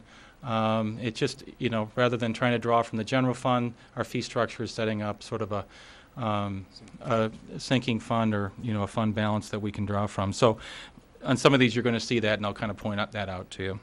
Under the benches, we're implementing we're suggesting a $2.50 per bench, and this is for off-site rental. And so if we have folks that want to use it, or institutions that want to use it, these facilities, they can. Really what the impetus behind this is the master plan calls for purchasing 100 new benches, a total of $40,000, and we don't have a fee structure or a revenue stream that can support that. And so this is an opportunity for us to actually put something in the budget that would allow us to generate some funds. Under the Presque Isle Pavilion, we did go up $5 per hour, and then we added another $5, which is their surcharge. Under the senior pavilion, we went up $2.50, which is the surcharge. Continuing to go down, under the Old Island Store shelter, we did go up $2.50 per hour to $12.50. Under the gazebo, we went up $5 from 40 to 45 with a 2-hour minimum. And then we put the verbiage underneath that fee increase for proposed, or for Presque Isle replacement surcharge, and that's of all the fees that have the asterisk on it, or the $5 or $2.50, depending on the hourly fee. I'll draw your attention down further to the youth activities. We're suggesting that all youth and high school team fees be increased to the $1.15 per hour or per team fee. In that we don't see a difference between high school and youth, and we're trying to be consistent from an administrative standpoint, and starting to recover some of the funds that certainly it costs to maintain these facilities, and then going up on the game day fee from $5 to $10. One thing I would point out is that any changes that we're proposing would not be for this current fiscal year or for this current season, but we'd be working with these groups on the next year so that they can plan for these changes. So, and we've had these discussions with these user groups. Well, I mean, certainly I think they understand that there's a need to generate more fees. We try to educate them as to the cost of providing the services. In the baseball fields, in softball fields specifically, it's very costly, and the amount of return or the cost recovery is small. And I think once they see that and they understand the cost, I think they understand that these changes are coming, and they're also providing possible other options that the commission may consider, like taking on various services that currently are provided by the city. So it's been a really good discussion, and but I think they understand that these fees are coming. The reason I raised the question is I'm looking more at soccer, and these kids that are 6 or 7 years old, they're going to have to pay the same rate as a high school team. They're trying to get kids involved in the sport at that age. Some of them aren't even sure they want to be there, and it seems this would be counterproductive to encouraging that kind of development. Well, it's what we're proposing. From our discussions with the user groups, I think this is, they understand that this type of thing is coming. And nobody raised that point?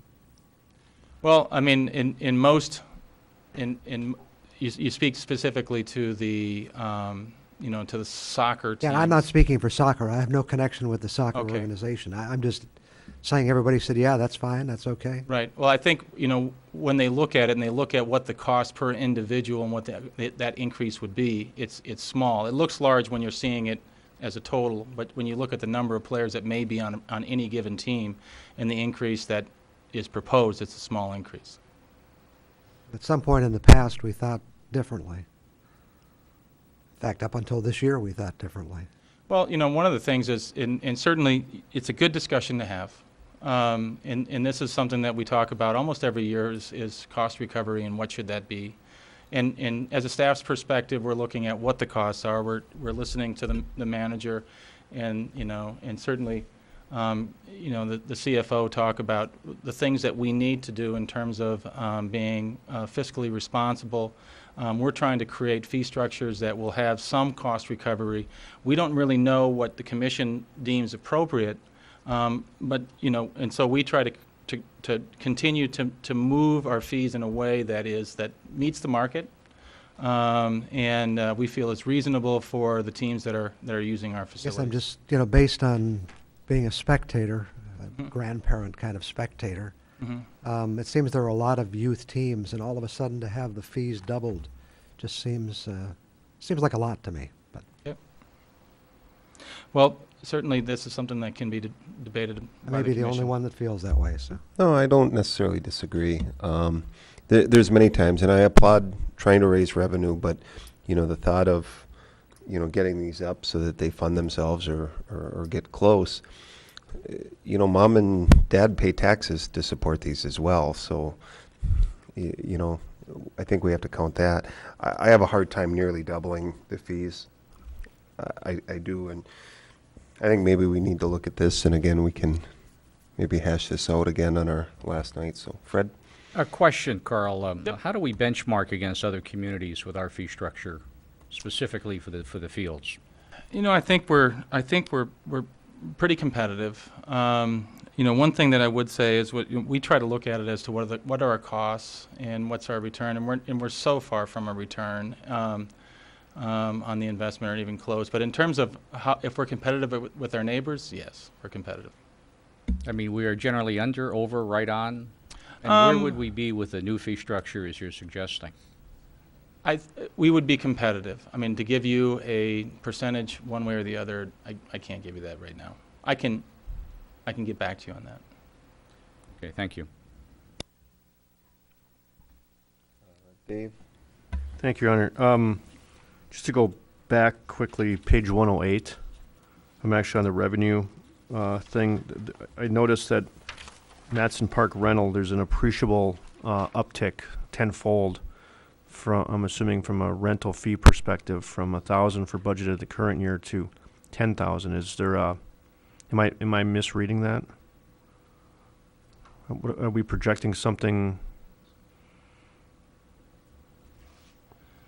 You know, I mean, is it attributable to any particular issue, or is it just? That was just the way we kind of changed after the budget was adopted. The promotional fund fee relief, we kind of changed how that was going to operate. So, free and clear, it nets out to the same amount, but they were going to net out $1,000 and $1,000 for non-fee relief items, and I'm not sure if I'm explaining this too well, but it was just a budget change, and it reflects the promotional fund, the items that were approved, but you know, when you go through all the accounting, so we put it in there and then we take it out. Correct. Thank you. It all zeroes out. Yeah. Bob? I think I kind of agree with what Commissioner Ryan is saying, that we wouldn't want to torpedo youth programs, but I guess I'd wait for them to come back to us and say, well, hey, this is untenable. And your comment about the parents paying taxes, that's fine, but how many of the parents actually pay us taxes? That's a good point. And pardon? Oh, a lot of them do, but it could be, you could have a soccer team where 8 out of the 12 kids are non-city residents. Their parents don't pay taxes to us. That's my point. But I think you make a good point. We don't want to price it out so that we're discouraging youth teams to bring little kids in off the street and get them involved in sports. But I think I'd like to wait and see if maybe the teams are going to say, well, hey, going from $6 a kid to $12 or $15 a kid is too much. But another question I had is, when we have up here in the fee schedule, the permit fee is note for double for non-residents. Does that include all these fees up here, like the gazebos and all that, or is that just the whatever permit it is? If you draw me to where that is. If you look under on the left side under band shell, it says permit fee, and then it says note fees doubled for non-residents. Yeah, that's strictly for the band shell. Do we actually double the fees for non-residents? Do we actually check to see whether the person's a resident or not? When it's something that we have in the fee structure. If they are non-resident, then we charge them double specifically for that facility. Have we ever thought of the pavilion out there and the gazebo and charging non-residents double the fees for those items too? We have had non-resident fees and resident fees in the past, and administratively it's very difficult. Yeah. I can understand it. I guess we talk about Regional Recreation Authority and that, and they all say, well, we don't want to increase the taxes to our citizens, and perhaps we ought to be highlighting, in the way we operate our department, that we're paying a lot of money to support these facilities, and this is what the supporters of the facilities pay, and this is what the non-supporters of the facilities might pay. But I understand your concern about administratively. That I don't see would be a big task when you get down into teams and stuff. That would be a nightmare. Mm-hmm. Yeah, and that's, typically when someone's renting a facility, someone within their group, their user group, might be a citizen. And, Well- and so it's hard for us to determine who's, who's non-resident, who's Right. resident that are at any given facility at any given time, Mhm. So from an administrative standpoint, it's just, has been But if easier it's a for us. bride It- and, It's if more, it's a bride and groom, if they both live out of the city, they're, yep, then they're paying double. yeah. That's true, that's quite possible. But, Okay. Commissioner DePietro? Thank you. I know I was contacted in the 2010, 2011 by baseball teams, not just the teams, but the leagues that had been complaining about the increases, and they ended up going west of us. So we lost a few leagues that usually use the ball fields. I don't know how familiar you are with this, but anyways, I know that they did head west and ended up playing there because they claimed the rates were half west of what the city is. But anyways, I'm just trying to get a grip on as they move away and then we don't have nobody using them, then it's not a win-win situation either. Well, one thing that I would say is that, we lost quite a few Little League teams because Sutter Field was actually decommissioned or not being used last year due to the construction. And all these fields are specific in terms of their dimension based on what type of game you're playing, whether it be Little League fast pitch or, fast pitch softball versus slow pitch softball. So they're all different sizes. In terms of where they went, some of them went to Marquette Township, and actually I think it was a good thing because we were sharing the use of our facilities with our townships. And so, it was kind of a win-win because the townships thought it was a great thing that their facilities were being used. We were able to, have Sutter Field not used because of the construction request. I think it ended up being a real good thing for the city, and I think it wasn't necessarily a cost issue. It was really what facilities may be available. And I can't speak to if there was, I guess I could speak to, men's slow pitch softball if that's what you're referencing. But I mean, we've had discussions with those folks. And that's an adult league, which is not what we're referencing here. Could I have the city manager address some of this? Yeah. No, I think what you're seeing here, and certainly let me make it perfectly clear, this isn't a moneymaker. We don't anticipate making any money, as what you've heard from Carl say. Part of the goal in raising the rates a little bit is to try to offset some of the costs. What we're struggling with, part of the genesis of this issue, and actually how we got to the point of having a regional recreation authority, is what we're seeing in Marquette is a declining demographic for the age groups that typically use those fields, whether it's baseball or soccer or things, changing tastes and preferences in those communities. And a lot of the infrastructure that we have in Marquette today was built out when we were at peak youth. Some of those fields are 40 plus years old, and we just don't have the capacity for those kind of things to keep them all filled, along with all of the new facilities that are being built in our surrounding areas. And so part of what brought us to the table initially in looking at this was trying to find a way where we could discover some of these flows. How many non-residents are using the fields versus residents? How many people are preferring to go to the township instead of Marquette because the fields might be newer or better, different sizes, optimized for different kind of things, versus coming to Marquette to play in a soccer field or something like that. And we have some good administrative data. We still don't, as you're well aware, have all the answers yet from the different communities going on. But we also understand the need not to price this out of the market or make it otherwise be a disincentive for people to want to participate and use those facilities. So Carl's been doing a pretty good job reaching out, trying to work with everybody, trying to capture information that gives us some sense of what the price elasticity might be, what people might be willing to pay. This is a proposal to the commission. It's certainly not locked in stone type of proposal. It's very flexible. And we've heard the commission many times before make judgments where it's like Pascal's wager.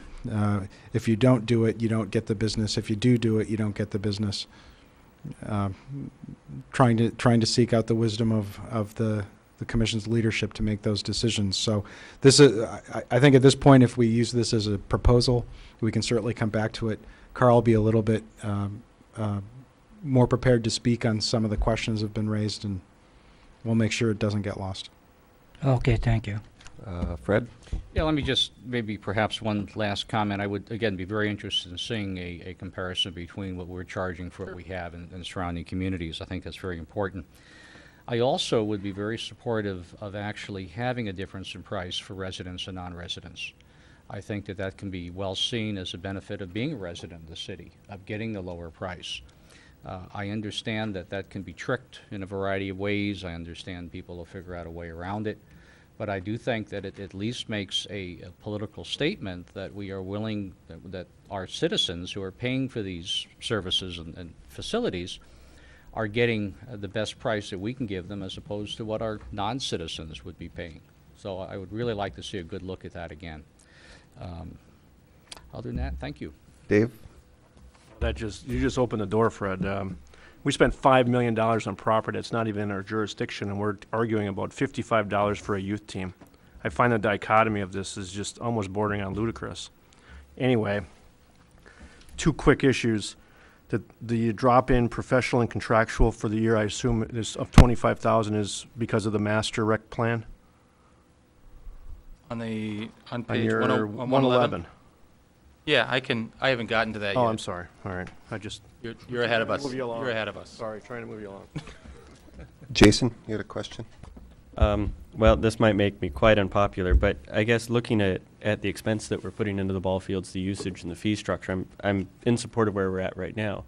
But a question more to the commission, as well to our administration, is at what point do we start having the dialogue about scaling back the amount of ball fields that we have so that we can actually increase the use of the remaining ball fields and maybe turn some of that space into taxable property? Thank you. We're actually looking forward to receiving some feedback from the commission on that as a result of the regional recreation discussions. Part of that, of course, would be describing what each one of the communities would want to contribute to by way of facilities or services to that kind of authority. And it could be, should we be able to build that consensus and realize that some of the facilities we have here we might not need any further. And of course, all of those things are subject to yet unmanaged public discussion, public debate. And there's certainly a lot of discussion going on with the subcommittee that's been reaching out to the other communities.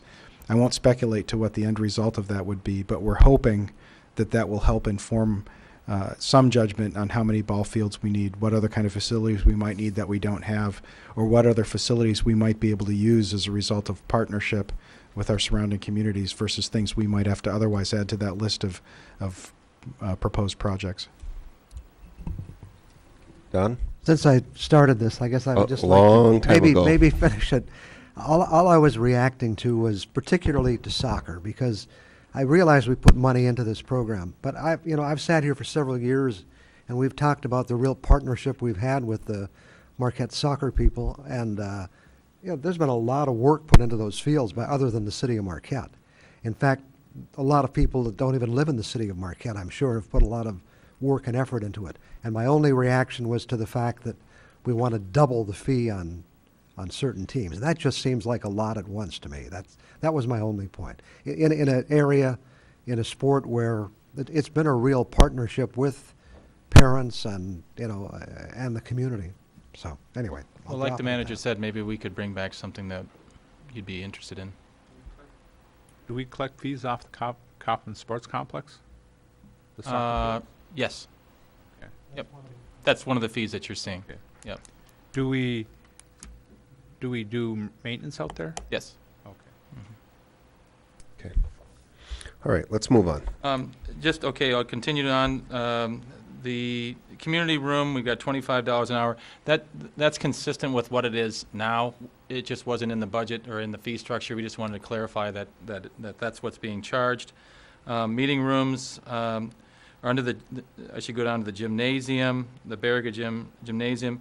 It was $25 an hour on the weekdays and $40 on the weekends, and we're suggesting to just make it $25 an hour. We're not seeing much in terms of use of that facility on the weekends. We think that might encourage more use for weekend use. And so we're suggesting actually coming down from 40 to 25 for all 7 days. And then if you go down under the park exclusive use, we're suggesting doing away with the fifth day and just make it the first 3 days and then the fourth day in other days, and just make it one, so 4 options. And that's all in terms of the fee structure. If you will, go to 111. The salary and wages, the increase that you see is the market master and the clerical aid. I can take you down to the 751-801 or professional contractual. It was 25,000 or 25,500 at year, and this year that was the master plan. And we put 1,000 in for the upcoming year. And then the other thing that would be a difference from the year prior would be the 101-751, 75215, and then the 930, and that's maintenance, Prescow Park replacement. We're anticipating about $4,500 worth of revenue from the surcharge, and what you see is that'll be booked here as an expenditure to go into a line item and maintained in a non-general fund capacity for future maintenance. So total of $318,745. And you'll see that that's a decrease from the year prior. Okay. Questions? Dave? The MRPA conference, just for educational purposes, what is that? It's Michigan Recreation and Parks Association. Okay. It's our state conference. Bob? Why is the health insurance going from 61,000 this year down to 53 next? Yeah, it's how they're. It's how the. Percentage of full-time employees charged to this Right. function versus the others? Yes, it's accurate. Any other questions here? Seeing none? If no we'll move questions, on. we can go to the next one is 101-800, which is page 112, 114, and that's the arts and culture budget. 112 would be the fact sheet. And we've had some significant changes here, and we'll talk about that briefly, and then we'll try to answer some of your questions. Under the fact sheet, you'll see we're anticipating $30,000 worth of grants. That's an increase from last year. The other thing that you're seeing is no revenues under youth theater. Other than that, nothing else with the revenue side. Authorized positions are the same as what we've had in the past. And then under the program statistics, the only thing that's kind of a little bit out there is the photocopies, and that's because the library has been using our machine because of need.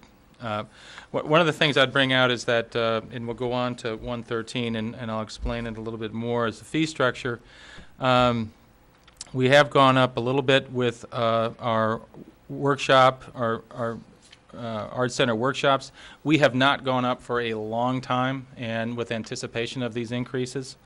And so that's what you see there. There is allowance for qualifying nonprofits where no admission and or fees are charged to the public at no cost. That's where, if they're providing a service to our community, we do not charge them for that space. We are suggesting a late registration fee of $5 for classroom registration. These are for all of our programs.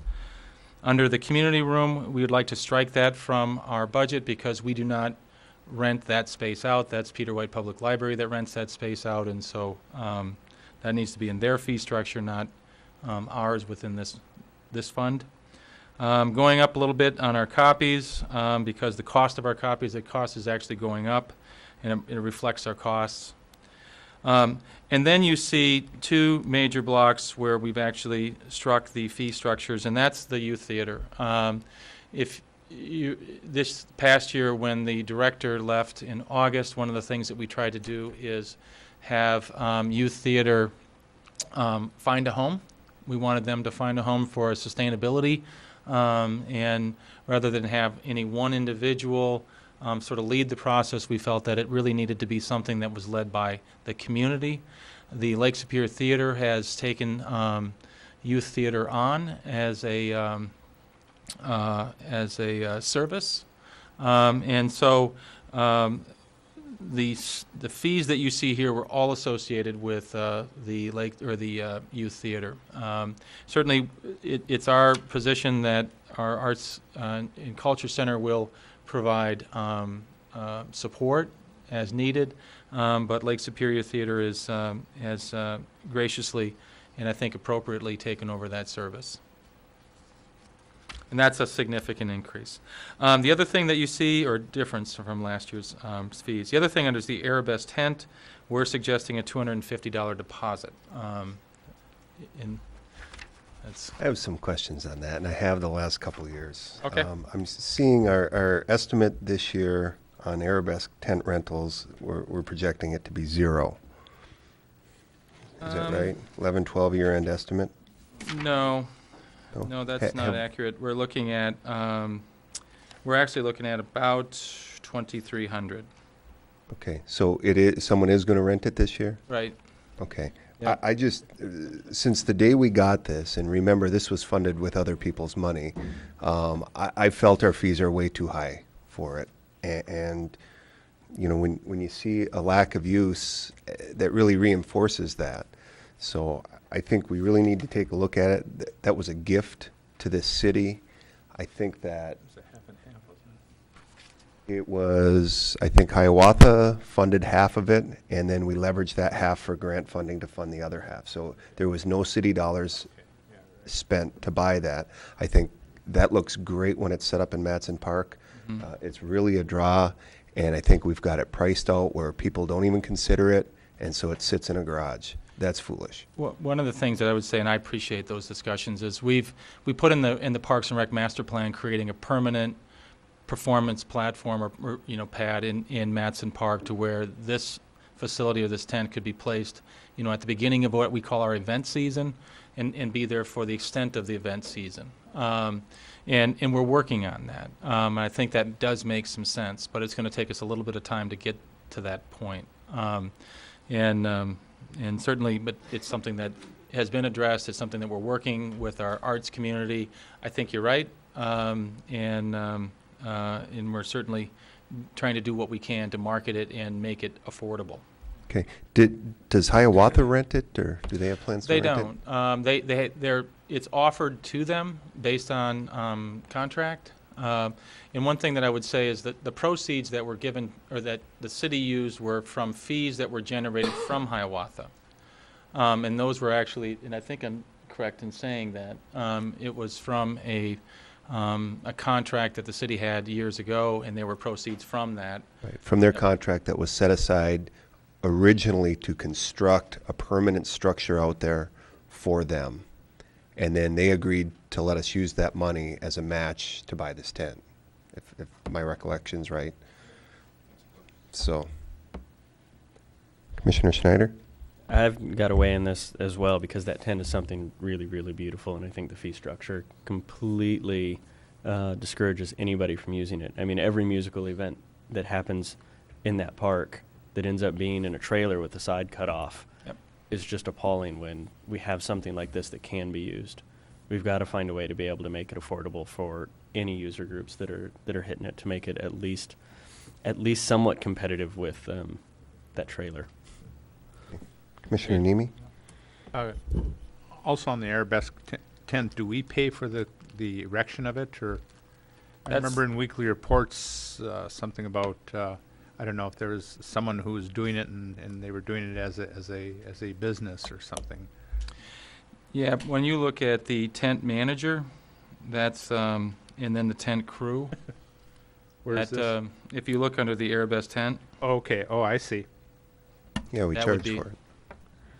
Which we should. I don't, I guess I don't have a problem charging for man-hours to put this up. Certainly we need to, Yeah. but Actually, just for edification, we'd had earlier in the forecast revenue some Matson Park improvements we put in there. What we're finding with the tent is a lot of the feedback we're getting from different users is putting it up, taking it down, being able to manage it. And actually, once it's up, you're fine-tuning it for the weather, you're fine-tuning it for wind. Because we don't have permanent anchor points in the park, it becomes problematic because the understructure, subterranean element of Matson Park, sometimes the dirt is 4 feet thick, sometimes the dirt is 12 inches thick, and when you're using screw anchors to try to bolt the thing into the ground, you can't do that consistently. A lot of the infrastructure on the inside of that tent is 30 to 40-year-old staging that hasn't been improved or replaced. And so when you see people rocking out sometimes on stage, it's not because they're really into the music, it's because they're trying to get their balance on very uneven ground standing up on top of the stage. And so there's a considerable amount of substructure that has to go in, including doubling the amount of power available, going to 200-watt service rather than 100-watt service. A lot of those things have been captured. We've actually put those into a phased plan, and one of the things we were heartened by, the reason we brought it forward in the other discussion, was we noticed that Governor Snyder is increasing from about $1 million to $5 million the amount of money that he intends to provide through as grants for art and culture type of opportunities throughout the state. And so we were hoping at some point that we might have some serendipity. We might actually have the opportunity to go out and make some of the improvements we need to really start seeing longer term use of the tent rather than just putting it up for a wedding on one day and taking it down. So it's not for a lack of paying attention to this or trying to find a way to do it a little bit cheaper. We just haven't found the right moment yet to be able to put the right rates and the right investment together. Commissioner Nemi? Maybe what we should look at is the tent is not as a income producer, but just as a revenue neutral, where whatever it costs us to put up, we can recover from the groups somehow, maybe as all groups, into one fund, and get some grant money to provide the appropriate infrastructure so the tent can be used to its ultimate purpose. yeah, we'd like to see it as a fixed asset of the park rather than an a la carte item. Commissioner DePietro? I've gotten a lot of comments since we've gotten a tent, because once it's up, the people really enjoy it. They think it's just awesome. And they really felt that it'd be nice if we could have it June, July, and August. Leave it there. But like the city manager said, there's a lot of weather conditions.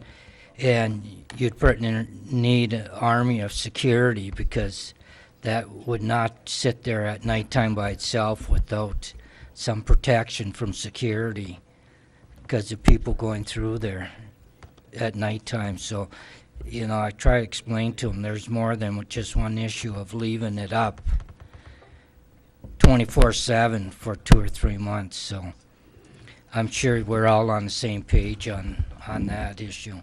Thank you. All right. No one else? I don't think Mr. Zuger gets full blame for these being long discussions.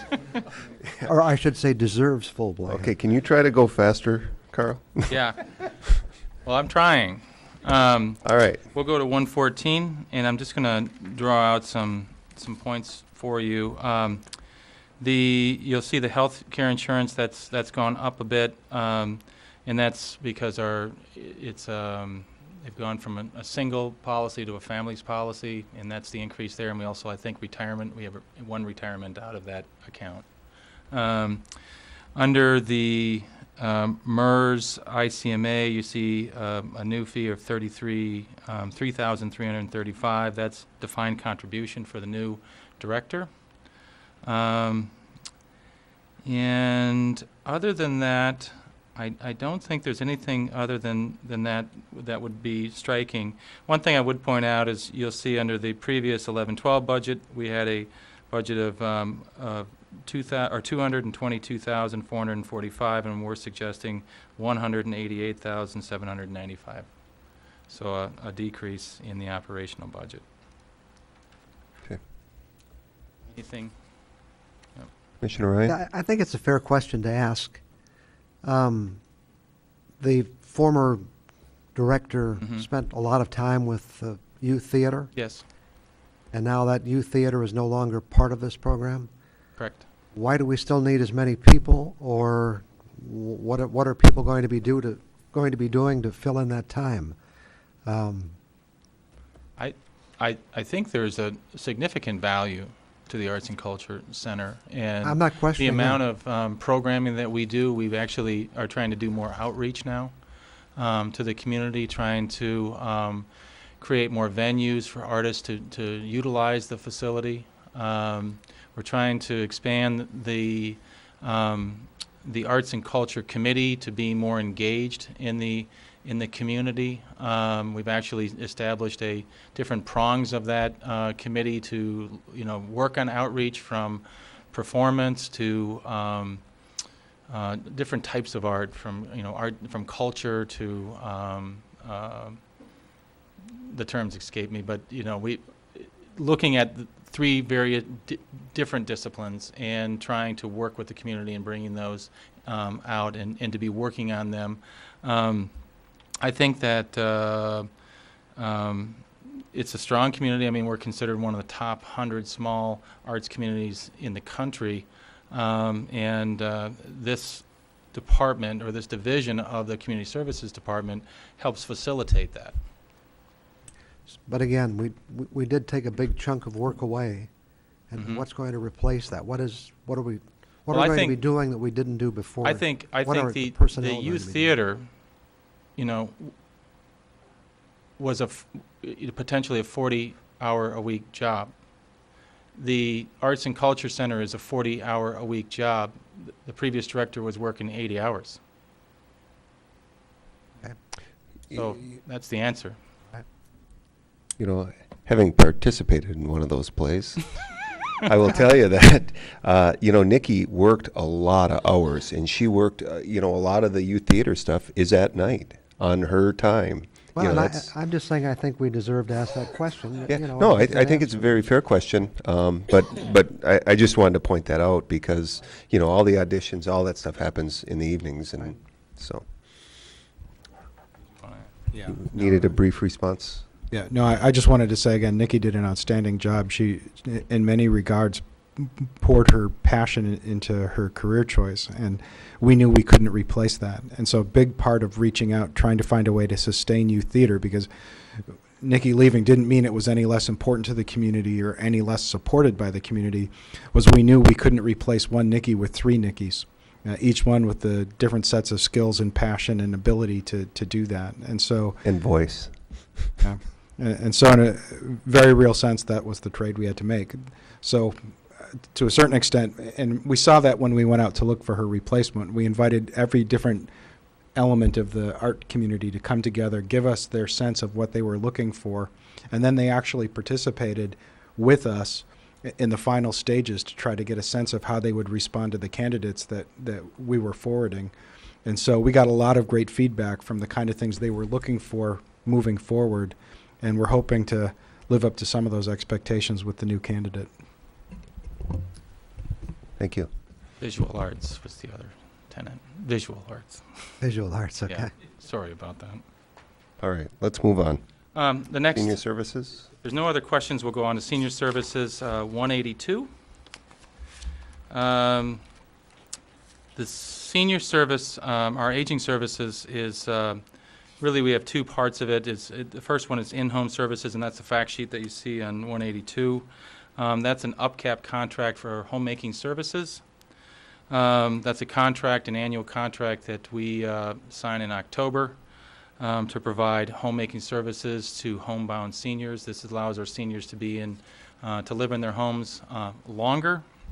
I'm not suggesting any additional positions.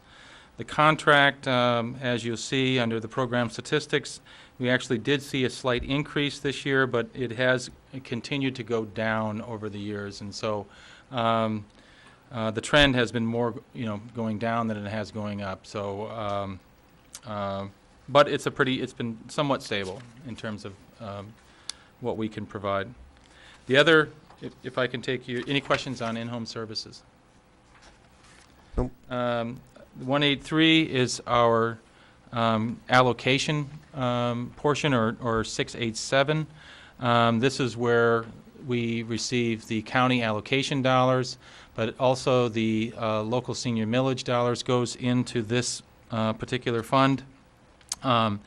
I've given you the authorized positions that we take from, or that we have directed towards this particular fund. The only thing that I would draw your attention to is the final authorized position, and this is not new positions, but these are authorized, in that we have them currently, and you wouldn't see this on last year's, and it's personal care, and we started that last year. As you can see under the program statistics, we have had an increase with our contracts amount from the county over the last 3 years. And then we've given you the number of clients and units of service. Any questions on our, then I'll take you to 184. Under the revenues, you'll see that there are the tax revenues at the top portion of the revenues, and that is the millage that was recently passed, 0.35 mils. That's a 4-year millage rate, or 4-year millage that the voters considered that this past November. And underneath that, you see the other contracts that we have, and also the homemaking contributions. Total anticipated revenues of $516,615. Under the expenditures under 685, excuse me, that's our homemaking, our UpCap contract, our homemaking services. No real changes. The only thing that you see there is our ADA improvements, and that is to the lift, which is the Spring Street lift to the center. And that was one of our capital pieces that we brought to you. And we're anticipating paying for this through actually millage dollars.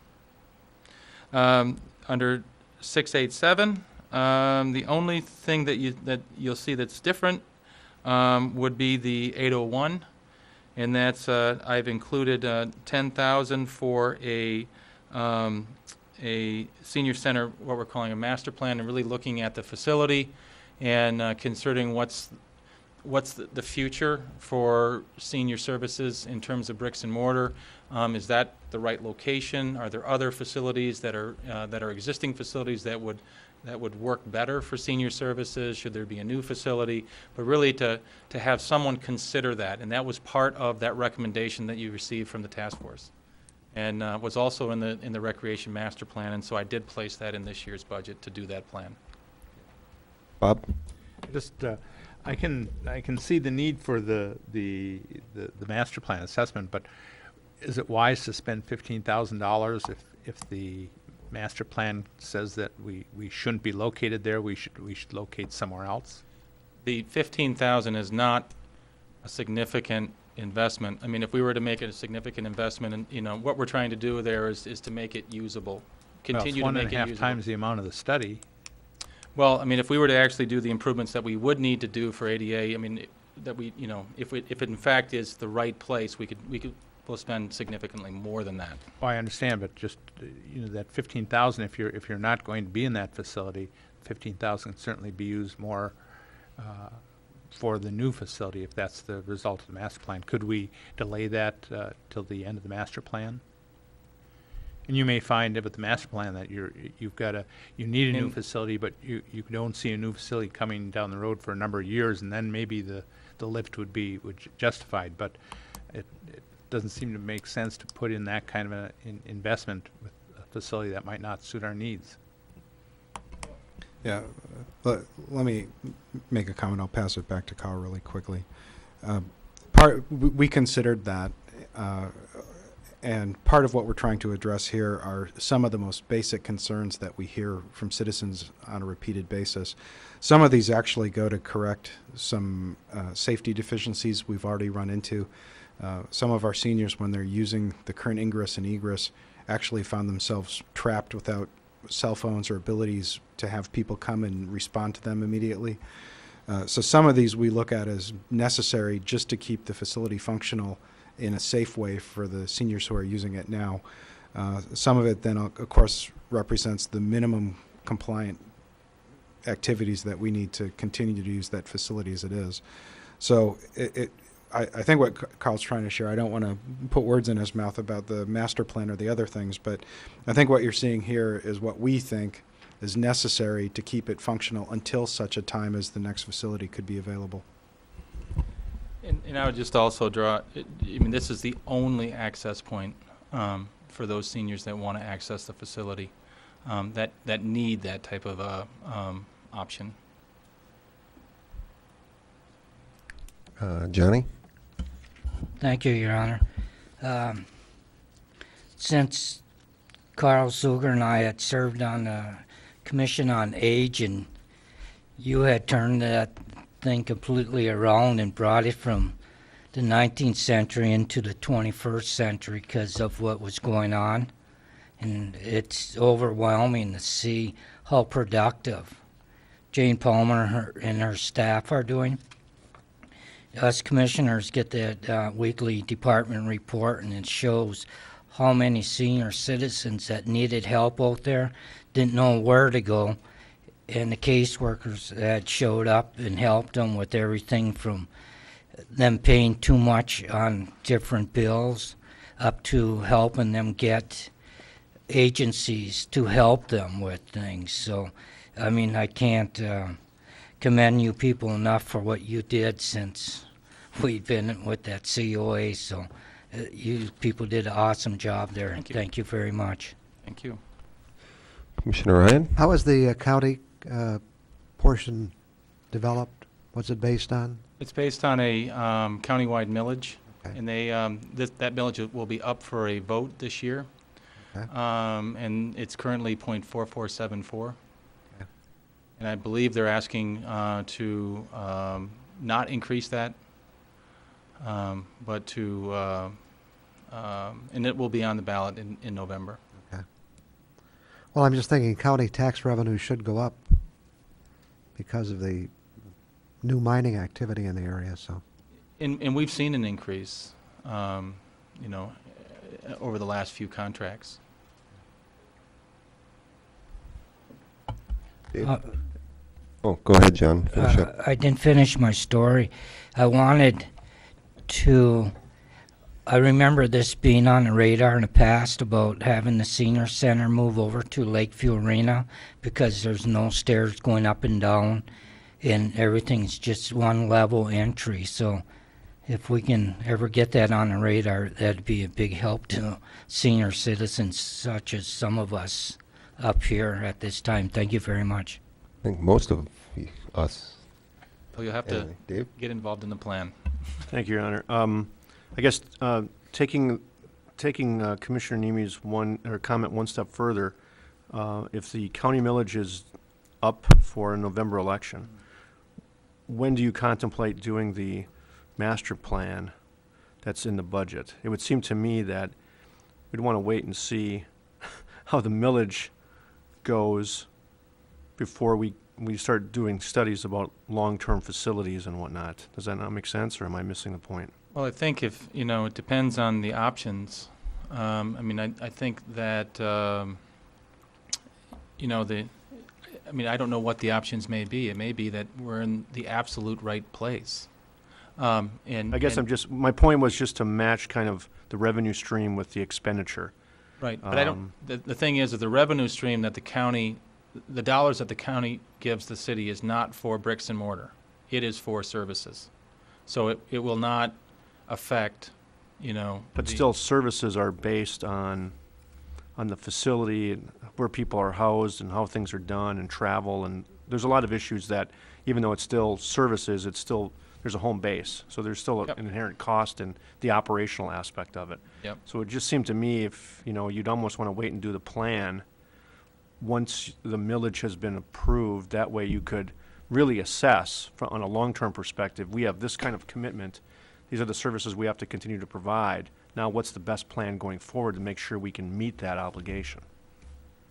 Maybe it's 6 of one, a half dozen of another, but I don't know That's a when good point. I don't know when you're contemplating doing the master plan. It's a good point. Okay. All right, let's move on. All right. The next fund that we're going to discuss is Lakeview Arena, and we'll start at 186 or 186 with the fact sheet. What is new with this budget is that we've taken the two full-time heavy equipment operator and the mechanic position, and those positions have gone back to Public Works, and we will contract out for services as we go forward, contract out from the Public Works Department.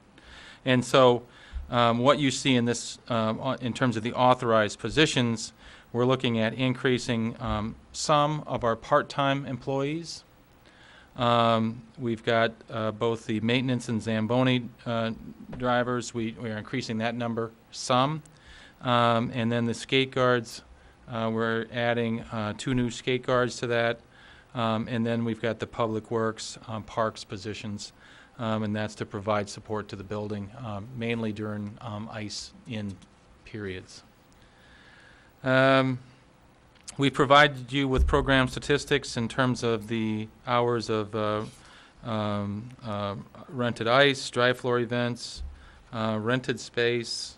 I would indicate that we have had some increases since this was approved, or since we put this out. We've got the United Way contract, which has gone up considerably. And that's $921 a month, whereas this shows it's $179 a month, and so we'll see some increases in revenues from that perspective. So there has been some, like everything, as soon as you put it in print, it's out of date. So in this case, we do have a slight change there. Any questions on the fact sheet? Yep. On the citizen form, $20 per hour in 2011, we didn't have any rate for it in 2010, or? The rates under the fee structure? No, just the statistics. There, in 2010, it's not applicable, and then 2011, we have revenue from the citizen forum. We just started renting that out in 2011. No, we had a contract with the YMCA. Prior to that? Right, the YMCA had authority over that Okay, and facility. they were collecting the rents. And they were collecting the revenues, and now we do. Go ahead. Are locker room rentals part of this in the fee structure? Am I missing that, or is that somewhere else? What you see down under the rent, you see Marquette junior hockey, electricians, figure skating. Those are rental. That's the space. Where are you? If you go under tenants, rental space, there's a program statistics. Other page. I'm on Program 186. statistics.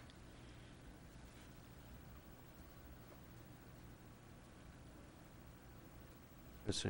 All right, thanks. Yep. Anything else? I'll just mention, go ahead, Fred.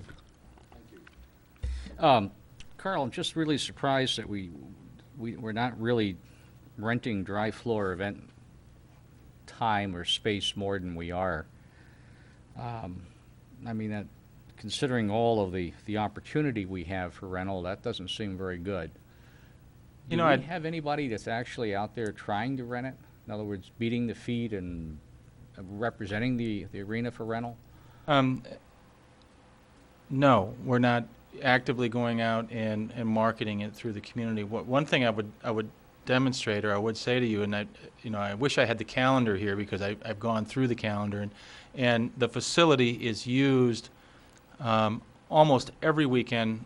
We've got the rec show next weekend, and from things like the Reinhardt Food Show to I mean, we are pretty much booked solid on the weekends up until late June. July is is quiet, but then in August we start up again, and then we've got ice in. So there's really about a 5 to 6 week period where we do have some quiet time, but besides that, it is used in between weekends. We're flipping the building. So really, the difficulty is that it's okay to rent on the weekend. It's during the week, then we lose the other 5 days. Yep. So what you see there mainly are the events that we're setting up for the weekends, and then we sell. Okay, thank you. Yep. I was just going to mention tables and chairs. Are we still like $4 a chair to rent or something? You want me to go to the fee structure? Yes. Yes. You know, again, it's not much if you're renting a booth at the boat show and you rent 2 chairs and a table, but, you know, our Rotary Club, we rent from Midway Rentals, rent a truck, pick them up, bring them in, set them up at the YMCA, and it's a lot cheaper than renting them from the city of Marquette, and they're right there. And then on top of it, the Rotary Club donated the tables to the city, but that's another point. I think in big quantities, we're losing revenue, again, because our fee is too high. More people might be inclined to rent them for things if the fee wasn't as high. Just my 2 cents. I've been banging that drum for 5 years, so. Do you want me to go on with the fees? Okay. One of the things we did this year is we tried to make it, and this is consistent, I think, with other facilities, you know, across the region, and at least in the industry, is we wanted to establish a prime time and then a non-prime time ice. So it makes it easy to administer, and so rather than have late night and weekend, what we're trying to say is that we're going to have prime time ice, which will be from 3 p.m. to 11 p.m. Monday through Friday, and all day Saturday and all day Sunday. This is consistent, I think, in the industry, and so we wanted to say, rather than have weekends and, you know, prime time, just have one title, and that's prime time, including that. The other thing in terms of the other thing that we have is non-prime time, and that's going to be 11 p.m. to 3 p.m. Monday through Friday, and that's going to be at the 110 per hour. So what we've done is we've struck those other times. Didn't make much sense. Took out high school games and made it all considered, you know, consistent with one set of rates. The other thing that we did is, in terms of drop in hockey, we went from $4 to $5. Under the dry floor events, on the Russell, we went up $50, and that's to include in some of the increases that we're going to see from an operational sense. Same thing with the Olson dry floor. We went up $30 because of the need to address some of the increases that we're seeing. Citizens Forum, we went up $5 an hour, and we made a 2-hour minimum. And this is basically due to the cost that we incur to set the facility up. We have to provide. Hey, real briefly, Carly, I've got a family emergency, so I've got to head out. Bill, I'll catch up later. So.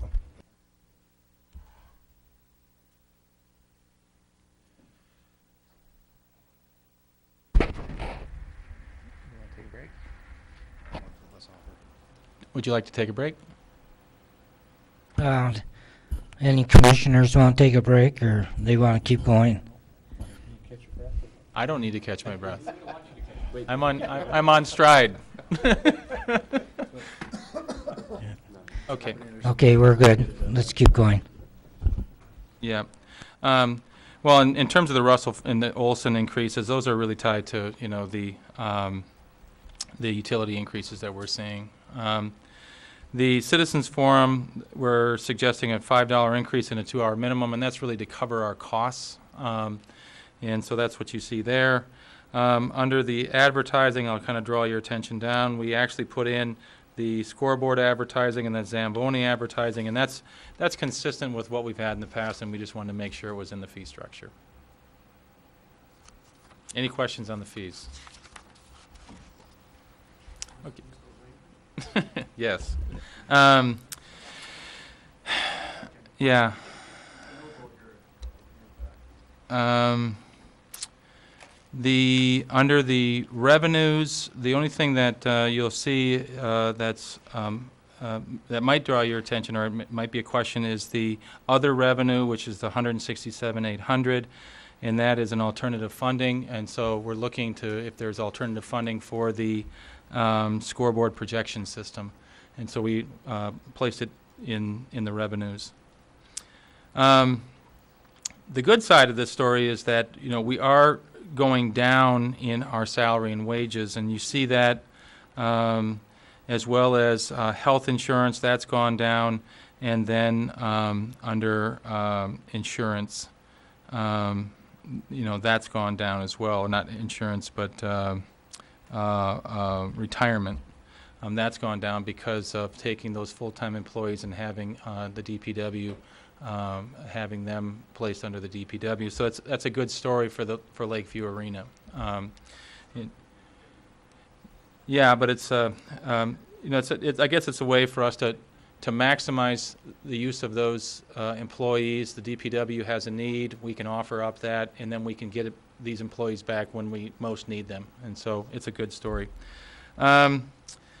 One of the things that I would say is that if we have an increase in power, you'll see that.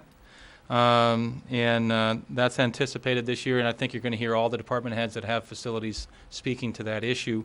One of the things that you're going to see is that the city's looking at installing soft starts on our compressors. The importance of that is it will perhaps bring our demand cost down. We have about a $3,200 per month demand cost, $40,000 per year. So if we can bite into that, that would be significant. So we were talking about close to 30% of that is demand. So those soft starts will be critical to help eat into that demand cost. One of the things that you can see here is that we are working in terms of that general fund transfer, trying to work that down. And so that's been our goal, and we'll continue to work on that as we move forward. Any questions on Lakeview Arena? If not, then we'll go to Tourist Park, and that's 230. Carl, Commissioner Nemi has a question. At your efforts to bring that down, Carl, because I know we've been hammering on you for year after year, and I'm sure commissions before this, so thank you. You're welcome. We're listening. Tourist Park is, let's start with 230 with the fact sheet. What you'll see new here is the clerical aid has been costed out, 25% of that to Tourist Park. That's a lot of the reservations that are done through our office. This position provides support to that. Under the program statistics, you'll see that our total campership has gone up. Some of our revenues have gone down, and that's probably the type of campers that we're receiving or seeing out there. But it's a good trend. We're seeing a good trend. I think with the lake anticipated being back, I think that will add to the experience, and certainly, that's what we continue to hear. We hope that that's in fact the case. If there's no questions on that, I will move on. Under the fee structure on 231, we're suggesting a 14-day rate. That's a prorated rate, and that's due to a request, or the request that we have from the campers. And this is to accommodate them. We think it's going to be a real good thing, and it probably will increase our campership nights. And so we're suggesting that. Any question on the rates? Other fees will be the same.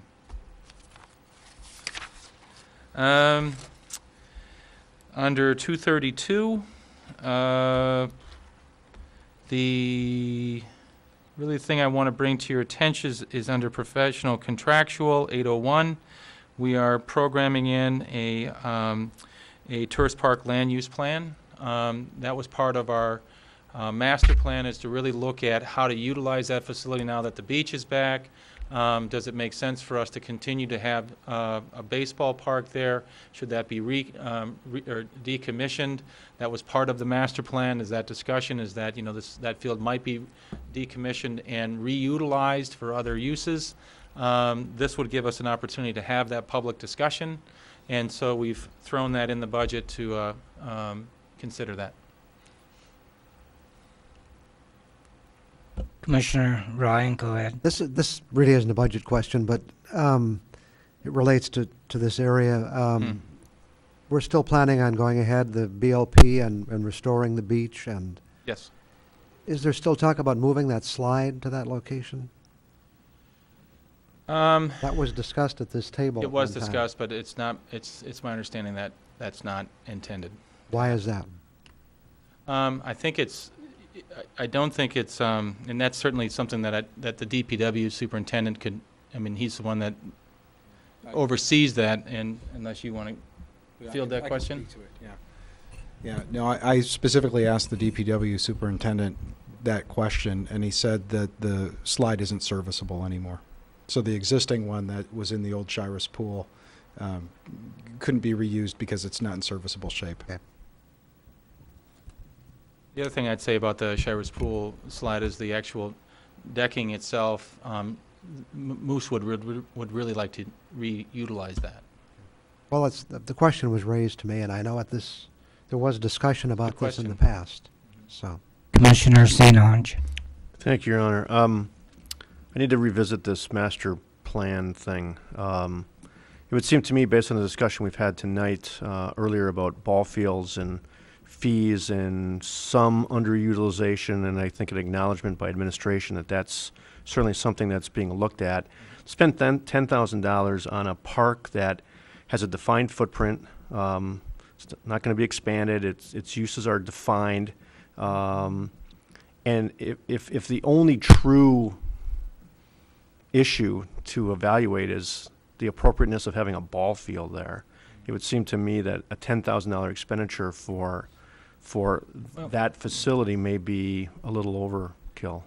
Well, one of the things, I mean, it's not just the ball field. I think it's the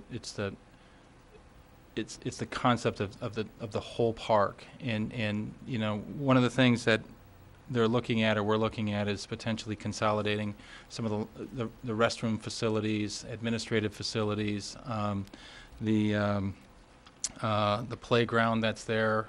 Is it appropriate? What options might we have? The dog park, the travel flow, looking at how, you know, traffic flows in and out of there, parking, what parking options might we have, along with, you know, what options may we have for that piece of property that's currently the center field. And in trailhead that's there, there's a lot of things that occur in that location that, you know, is a question mark as we move forward, and this will give us an opportunity to have a public discussion on that. That's really not something that, you know, staff could evaluate. I mean, it would seem to me that we have a lot of experience there, and we have a fair understanding of the park and the users of the park and generally what they ask for, and given the loss of the dam and then reinstitution of the dam and the lake and all that, I just wonder if spending another $10,000 for yet another study is something that we really need to do. No, that's certainly fair. And remembering this is really just to have the money available should we decide later that we need to do it. What we're seeing actually with Tourist Park, in addition to all the things that Carl's pointed out, was there's a lot more interest in different activities than what we've seen in there previously. The Lake Superior Water Trail, you've probably seen a lot more interest in non-motorized paddle sports. Kayakers can actually go along the Lake Superior shoreline and work their way down the Dead River, back up now into the tourist park, where we really hadn't seen those requests coming forward from the public before. The dog park you heard a little bit about. We're seeing things like Frisbee golf, where they're trying to get a couple of different capabilities put together where they can go out and enjoy different kind of venues just like a traditional golf course would. A lot lower impact, a lot lower infrastructure requirement, but again, these are ideas that are coming up through the committees. Certainly staff can take that on, but we may get to a point where when you reconcile that with what the BLP has already planned, what's already planned by the existing usage, we might need a little bit extra help. Commissioner Ryan. yeah, I would tend to support the study, and in this sense, I think I agree. There's a lot that can be done by city staff, but sometimes, you know, we think we know, and we don't, because we kind of know what we have, you know, and unless we get out and get involved and see what other places are doing. For example, I have a friend who has one of those motorhomes that you drive. He doesn't want to go out there. He doesn't figure he can be accommodated as well just because of the way the lots are set up. This is just one point. Yeah, the playground is antiquated, obviously. There could be more ways to make it, exciting for people who want to stay there. I just believe this is a diamond in the rough. We use that expression too many times, but this campground could be busy all the time. Rustic camping, the winter camping. I mean, there are just so many. I just hope that if we do this, we bring in some people who can give us some advice on that, not just another engineering firm doing another study for us, but really some people who can say, here's what's happening in this business today. Here's what you have to do to get there. Then I think it would be worthwhile. One thing I would draw out, and I'd bring out, and I know you all perhaps know this, but this is an enterprise account, and everything that you're looking at from an expenditure side is funded through the fees that are generated through the park, campground. This is not it's not supported by the general fund. Go ahead, Commissioner Namey. Carl, in the program statistics, we're talking about 34 increasing up to 36%. In previous years, do you have any handle on what the ratio was? Because I thought that was a really popular place before the dam broke. I've got all those stats back in the office. Do you happen to have in your head, was it much better than 34%? Okay. If you could get that to us, that'd be helpful to maybe some historic, maybe back in the heyday we were at 60 or 80 or 90% or 100%. I don't know. But I know at one time the park was a real moneymaker. In regard to the study, maybe the road to take might be an ad hoc committee of interested users to kind of look at it, and then if they need professional assistance, use the $10,000 at that point, because that identify some of the areas that need some professional look. One of the things I would say that we've really tried to accomplish, and that we don't have water necessarily there, is we tried to really focus on it being an urban camping experience, and really trying to provide a friendly, clean place for families to camp, and we found that to be a successful marketing tool. So our numbers are good, I think, or have been solid.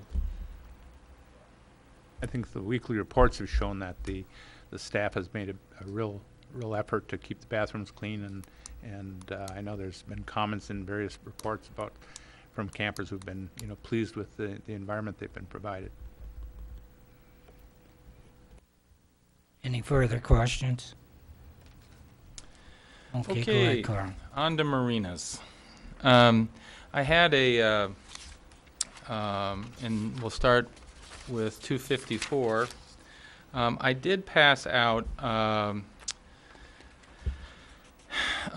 fact sheet that I unfortunately didn't keep a copy of for myself. It's been long. And then I need the Presque Isle one. That's just cinder. Oh, yeah, but that's these were done. They just weren't. Yeah, we got cinder and Presque Isle. I copied them and gave them to him. So Carl, this new page replaces 254. Presque Isle. 254, correct. So actually, you should have gotten two. You should have got a Presque Isle and a cinder. You got both, Fred? These and I'll give them to you. I made 12 copies of each, and so there should be plenty for you all and for us as well. This is a fund that we've talked quite a bit about. I'm not suggesting any increases in positions. So what you see there is what you saw last year. Under the program statistics, and this is for Presque Isle, you see 62 seasonal slips, 30 transients. We've got the launch, the daily launch sales, and then the fuel sales as well, and then I've also provided you with the numbers on the waiting list. Contrary to what you hear, we do have a waiting list. So the reason why you may see some additional numbers in 2010, it's for those that may have left, and then we were able to resell those slips at another seasonal level.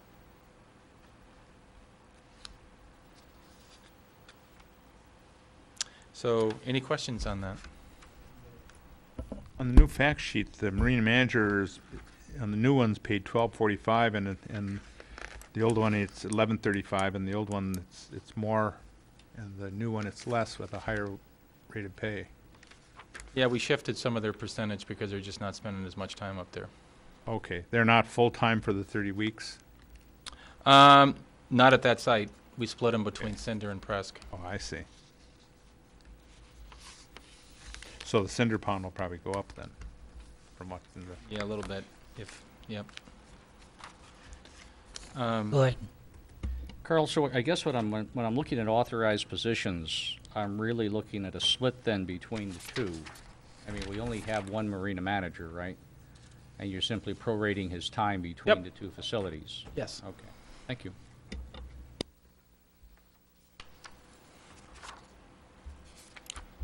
If there are no other questions, I'll go to 255.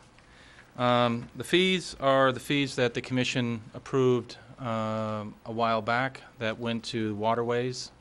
If you remember, the city approves those in early in the year, late in the calendar year for the following season, and this reflects the decisions that were made at that time, which in essence is a 6% increase.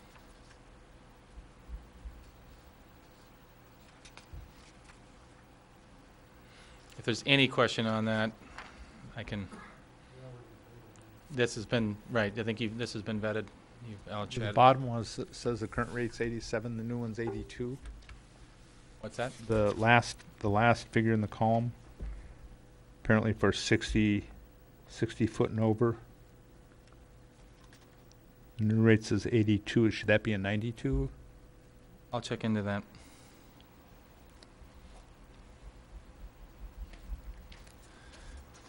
Yep. Or is that because it's on a different water rate schedule? It says over 60 will follow 2012 waterways transient rate schedule number 2. Yeah, it may have been just a, it may have, I mean, I'll have to look at it. Commissioner Stonehouse? Carl, just a question. When we did Founder's Landing, we established a small mooring location Yes. next to the boardwalk. Are we planning on doing anything with that this summer? Is that in the rate schedule here in any way? Or? Well, the discussion that we've had is we do have bulkhead moorage, and so we do have a rate for that, and we do have a rate for mooring at the bulkhead with no utilities, so no water, no electric. It's strictly a transient moorage, but then we also have some seasonal commercial, and so the HAC has had some discussions on that. It's my belief that it's probably better for us to have to try to get that to be as much commercial as possible, seasonal commercial, and the reason for it is we just don't have to administer it from a transient perspective. It would be difficult, so if we can establish that as a commercial zone, and then sell it as such, or leave it open and not charge anybody. Just because it's going to, I mean, for us to actually administer any type of fee over there would be difficult. We don't have that line of sight. It's a long ways. And we don't have, I mean, our marina attendants are taxed just, maintaining that board, or not the bulkhead and the marina, so it's difficult. Okay. Does that answer your question? It answers my question, just that we have it on the radar and we have We've a had plan discussions. of what we're going to do with it. Yep. And I would just encourage you to take the money. Did you want to have a comment? Yeah, no, only to say staff shares your view. we've had a lot of commercial interest from it. It'd be the perfect kind of a place for a cruise ship, a cruise industry, dinner cruise, leaving the harbor like the IRQ-3, a good place for the coaster should they change the terms and conditions of their lease. So it's the kind of place where, because it's close to parking, because it's on the lake shore there and in a relatively isolated spot, it's ideal for a small commercial operation.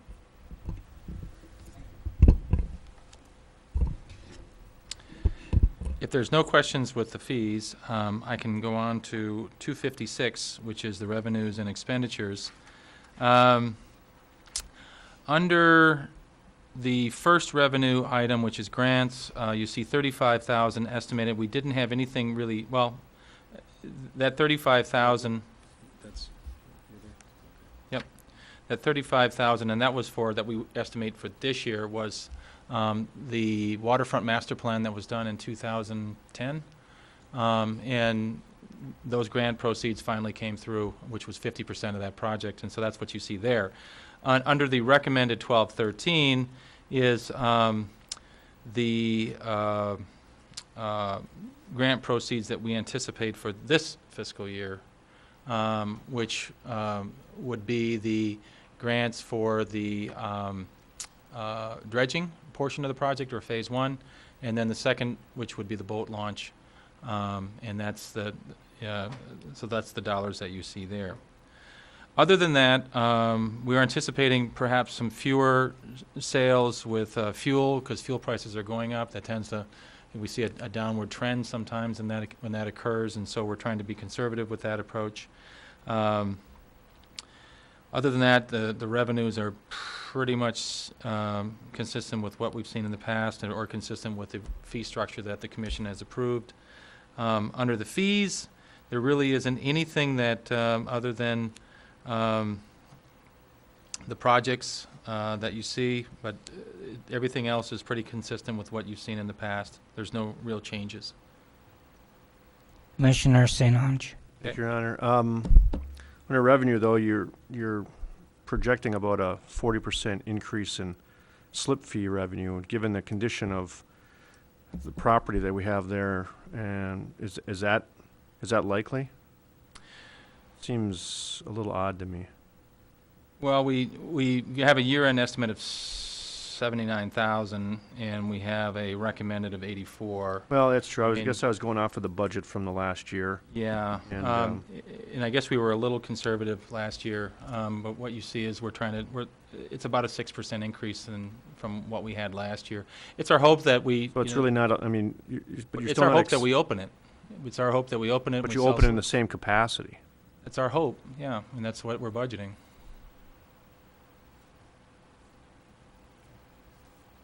Commissioner Namey. On the 446 grants, that's from the waterways, isn't there a Correct. 50% local match? There is. Where is that in the budget? That would be under the project. When you look at the project outlay under other.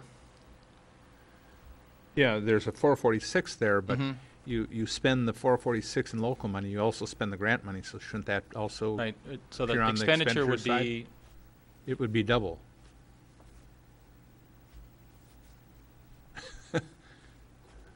really?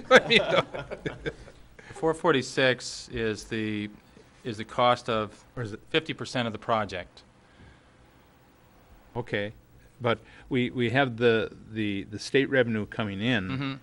There should be, it seems to me, if that's only half the project cost, there should be a transfer in from the general fund for 446 and a double of the capital outlay.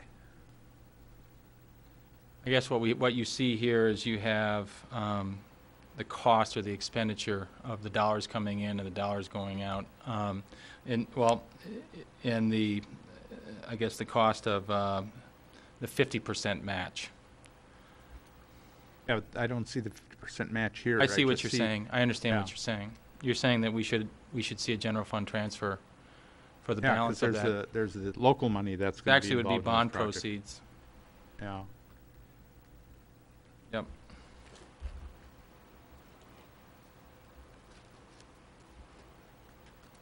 Yep. Back to the drawing board. I'll make a note of that. Project.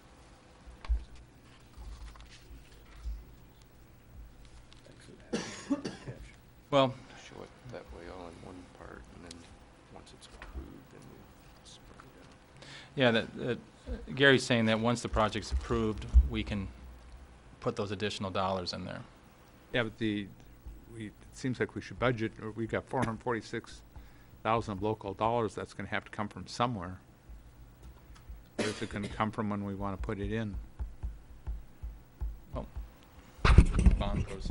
Well, I'm just kind of guessing, but I remember Well, talking right, to Carl about this, and we didn't want to show that we were issuing bonds yet because I think the project hasn't exactly been approved yet, so we didn't want to show that we're committing to Actually, the issuing first payment on bonds. those bonds won't occur till next year's Correct. budget. And so we just wanted to show that it was in and out, that there will have to be funding for it, but that hadn't been decided yet, so we didn't want to. So he dodges the bullet this year. Well, yeah, we didn't want it to show that the commission is committed to issuing bonds for it when indeed, that hasn't been approved yet. So Although if we take the that's state money, we're obligated to match it. correct, Yeah. yes. But we were just really kind of waiting to see how it all How we're gonna shook match out. Yeah, so it'll get corrected once the plan is actually approved and put into place, but, like I said, we just didn't want to show that the city commission has all of a sudden approved issuing bonds for it when indeed it hasn't been approved yet. We haven't actually approved the local share, except we resolved to provide it. Commissioner Ryan? It seems like a couple of years ago, maybe, we got caught. We filled our tanks with expensive fuel going into winter, and then the price dropped in the spring. What's our situation this year? It looks like it should be the reverse. Well, there was, we may see a little change in that. Yeah. Did we buy at a good price? And the price has certainly gone up, I would think. Correct. Yep. So, Yep, and we make adjustments accordingly.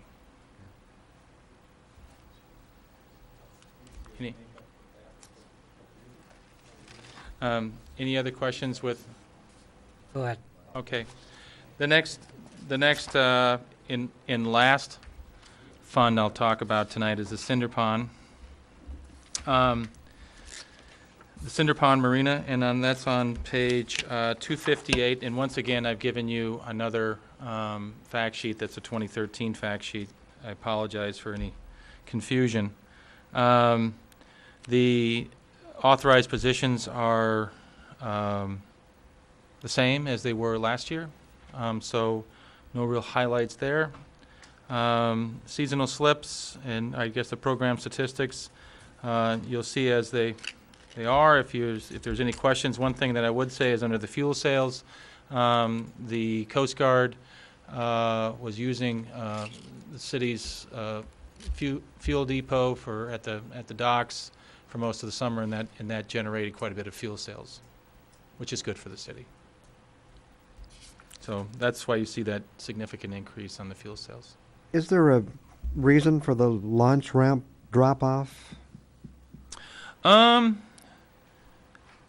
noticed that on press. I think it's all timing. A lot of the daily launches we're getting in the spring or in the fall, and if the spring comes if it comes late, a lot of times they're launching off of the beach, and we don't get those numbers. The reason they're launching off the beach is because they can't get out of our marinas because they're frozen. And so we allow that to happen, and so I think we lost some numbers there. Well, lots. Yeah. But we also increased on our seasonal some. And it may demonstrate that we're getting more seasonal activity, which is good because we like to have them, we like to get the seasonal stickers out. Under the fees, under 259, the commission's already sort of vetted this one. This is Once again, what you've seen or what you've approved, I would note that I will check out that final one that that Commissioner Nemi brought up. Yeah, I will come back with an answer on that. I apologize, I can't answer that right here. Any questions on the fees? If not, then we'll go to the final page, is 260. Under the revenues, we're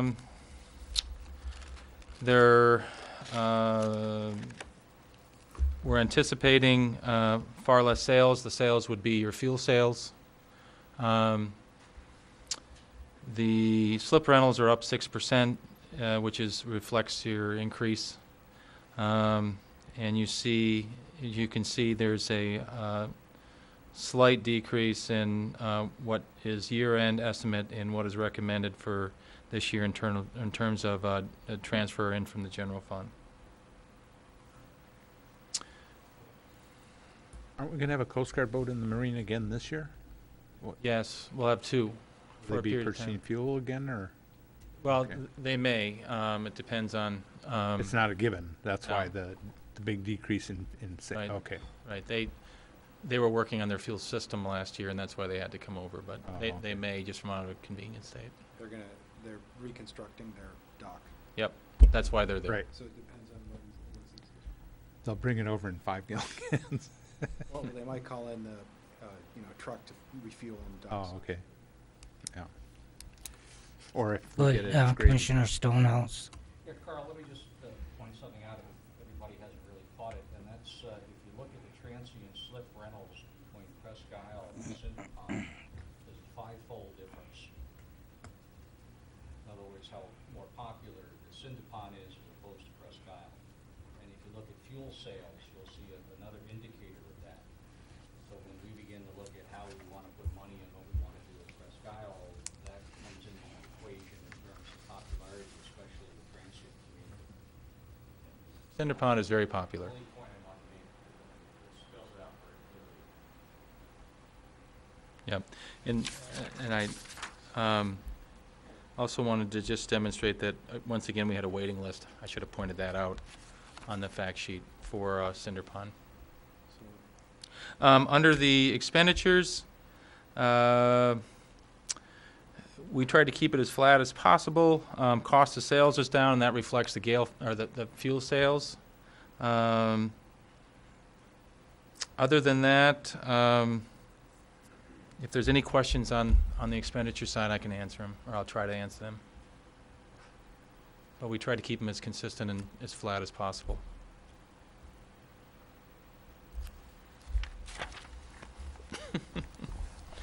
Fun, fun, fun. Thank you. Thank you, Carl. Yep. thank you very much, Carl. Thanks for your questions. With the commission's approval, I'd like to bring up our Sergeant at Arms and Harbor Master and Chief of the Police Department, Mike Angeli.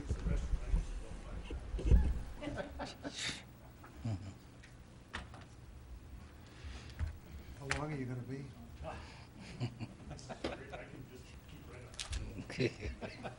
You can finish by the time you hit the door, right? Oh, yeah. No, I don't need to be very long, I don't think. The budget is, as usual, fairly straightforward. I guess what I would like to start out with is just mentioning that the police department is one of the two unions that's not in bargaining situation this year. And as a result, there is a 2.25% raise added to our salaries per the contract that expires this year. And I seem to recall, well, it was a 5-year contract, and I seem to recall I didn't think I'd make it to the end of this 5-year contract, but here I am. So anyway, that's just for your notice. Also, a point that I'd like to make right off the bat is that there's been a separation this year between, from the separate account of the waterfront safety program. The fire department has taken on the lifeguards, which is appropriate, and I've taken on the park patrol. and it's just a management thing to try to take some of the burden off of the Parks Department and maybe put that effort where it should be. We're going to try a little different approach with the Park Patrol this year. We had just a slight difficulty with recruiting people for that position because we were using lifeguards exclusively, and not every lifeguard wants to be a Park Patrol person. So what we're doing this year is using a more law enforcement oriented approach with life saving skills attached to those people. So they are also in my budget. I believe there's a slight increase in that from last year for just part-time salary and wages. I don't have the page numbers, but okay. Moving on to my fact sheet, which is page 124.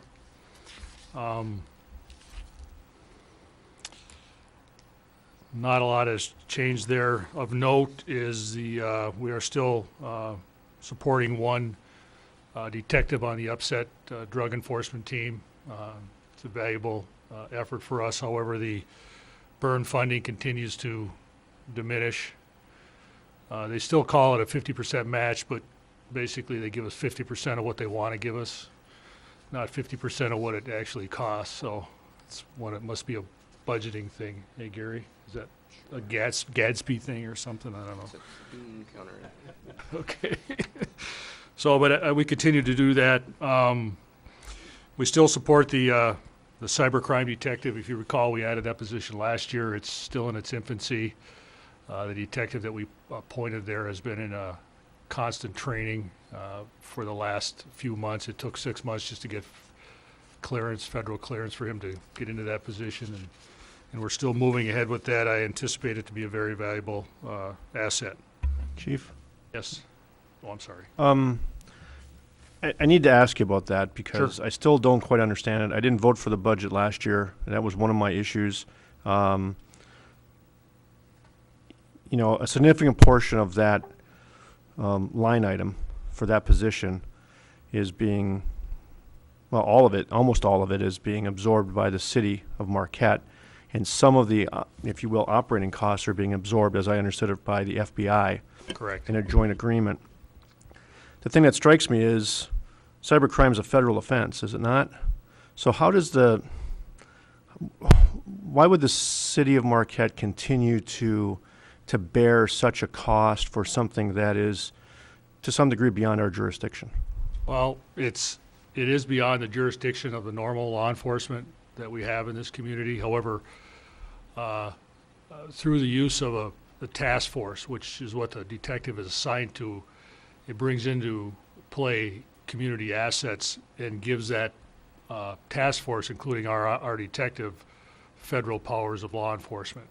So in essence, what they do is they bring the federal laws down to our level and enforce them in Marquette, if that makes sense.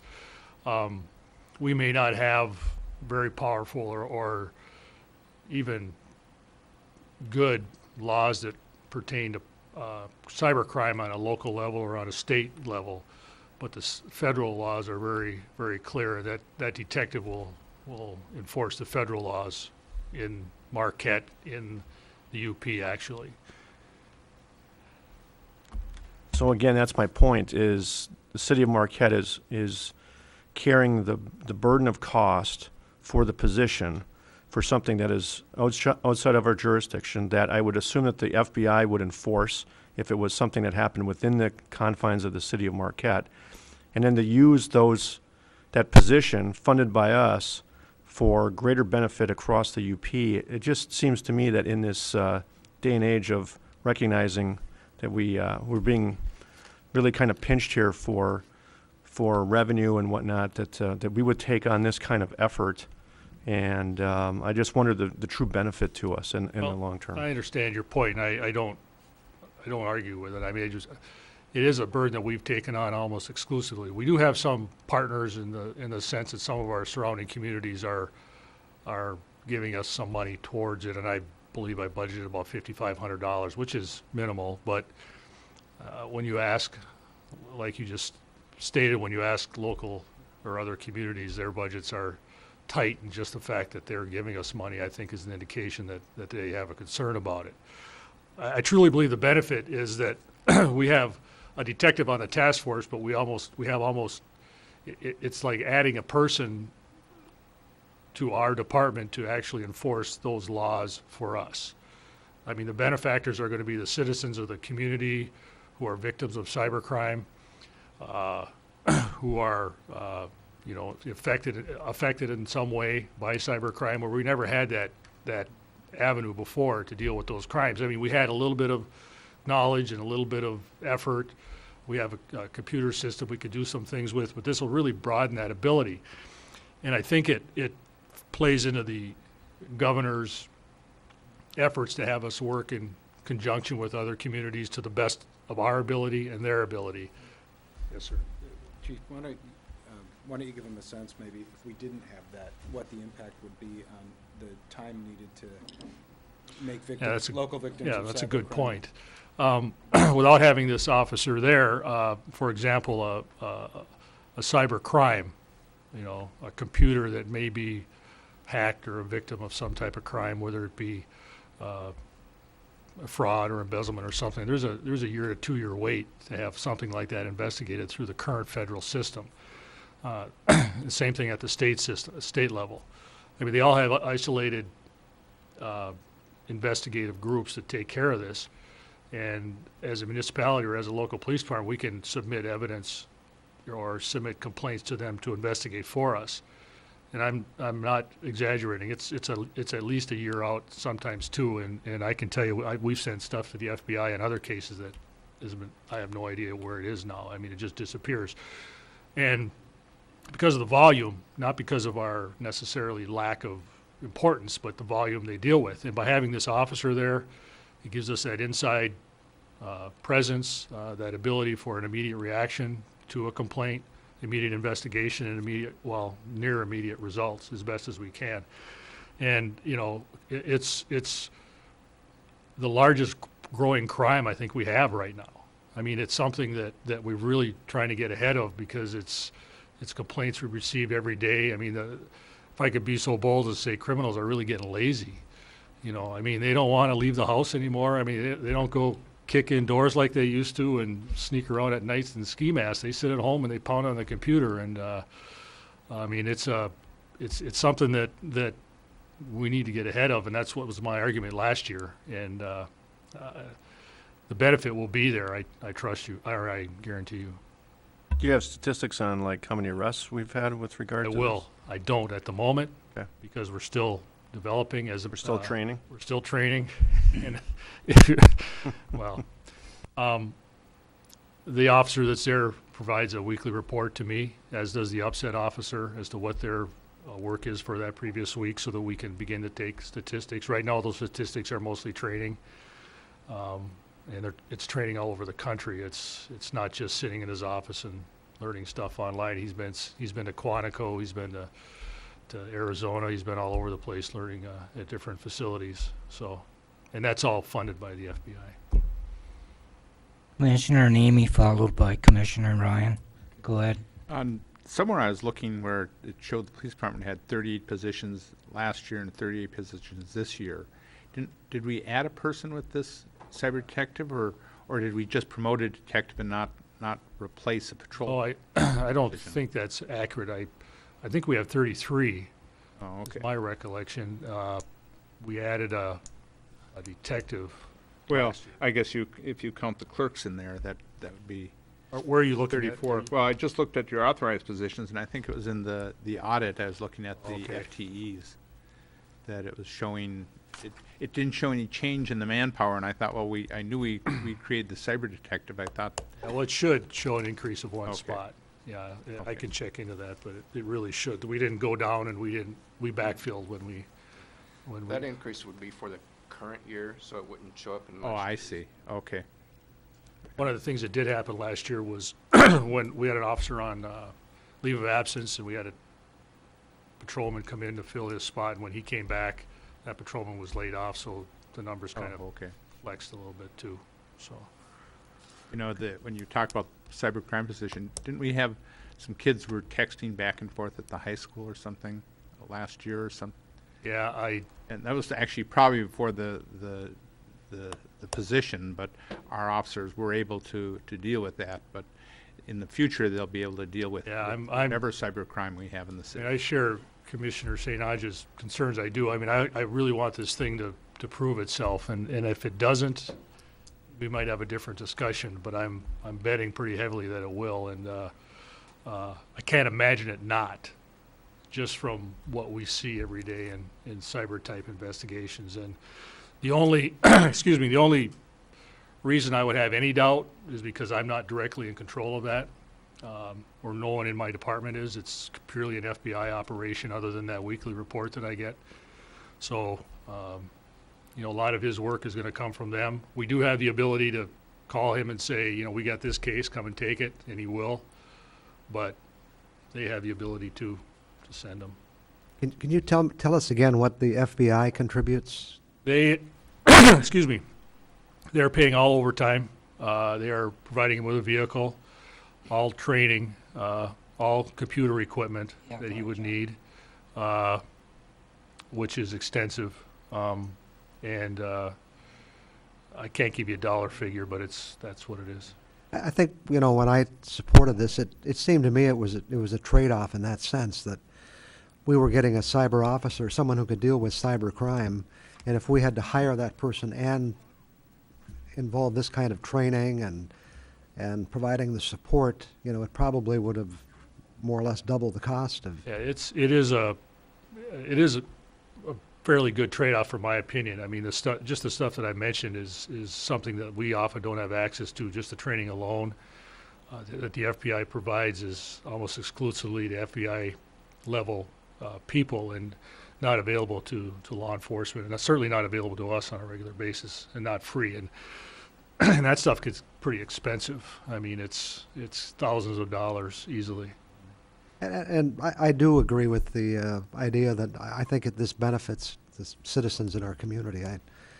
I just see this as a growing concern, and having this available, you know, for our citizens, I think is really important. Well, I appreciate that, and I think, I guess we wouldn't be trying it or going forward if I didn't share the same feelings. And I think the city manager could tell you that where he comes from and the cyber stuff that's going on there, we're just touching the surface of it. So,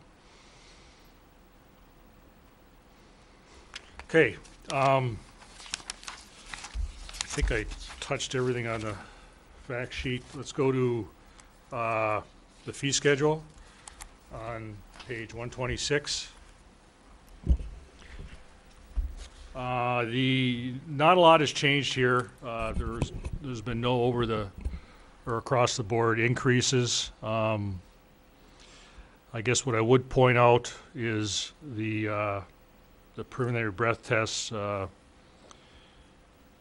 projected revenue for this year is $14,000, and I projected less revenue next year, and that's something that's always in kind of flux for me, and I kind of take it on a trend because we have a contract with the county to do all of their PBTs, and sometimes during the course of the year it becomes convenient for them to do the PBTs over there, so some of the people don't come here, and thus our dollar amount goes down. We charge $5 a breath test currently, and as long as the contract's in place, which I think it will continue to be, will between probably the $12,000 and $14,000 revenue range. There's a slight decrease in the dog and cat at large revenue projection, and I also have a decrease in the skateboard and or is it no, it's MIP tobacco, and again, those are trending kind of citations that we issue. I try to keep them consistent from year to year based on what we currently do. Some years people keep their dogs under control and everything's fine. The revenue isn't there for the citations, and other years it gets worse. So it's kind of, that's just kind of flows. Other than those things, it's basically pretty normal.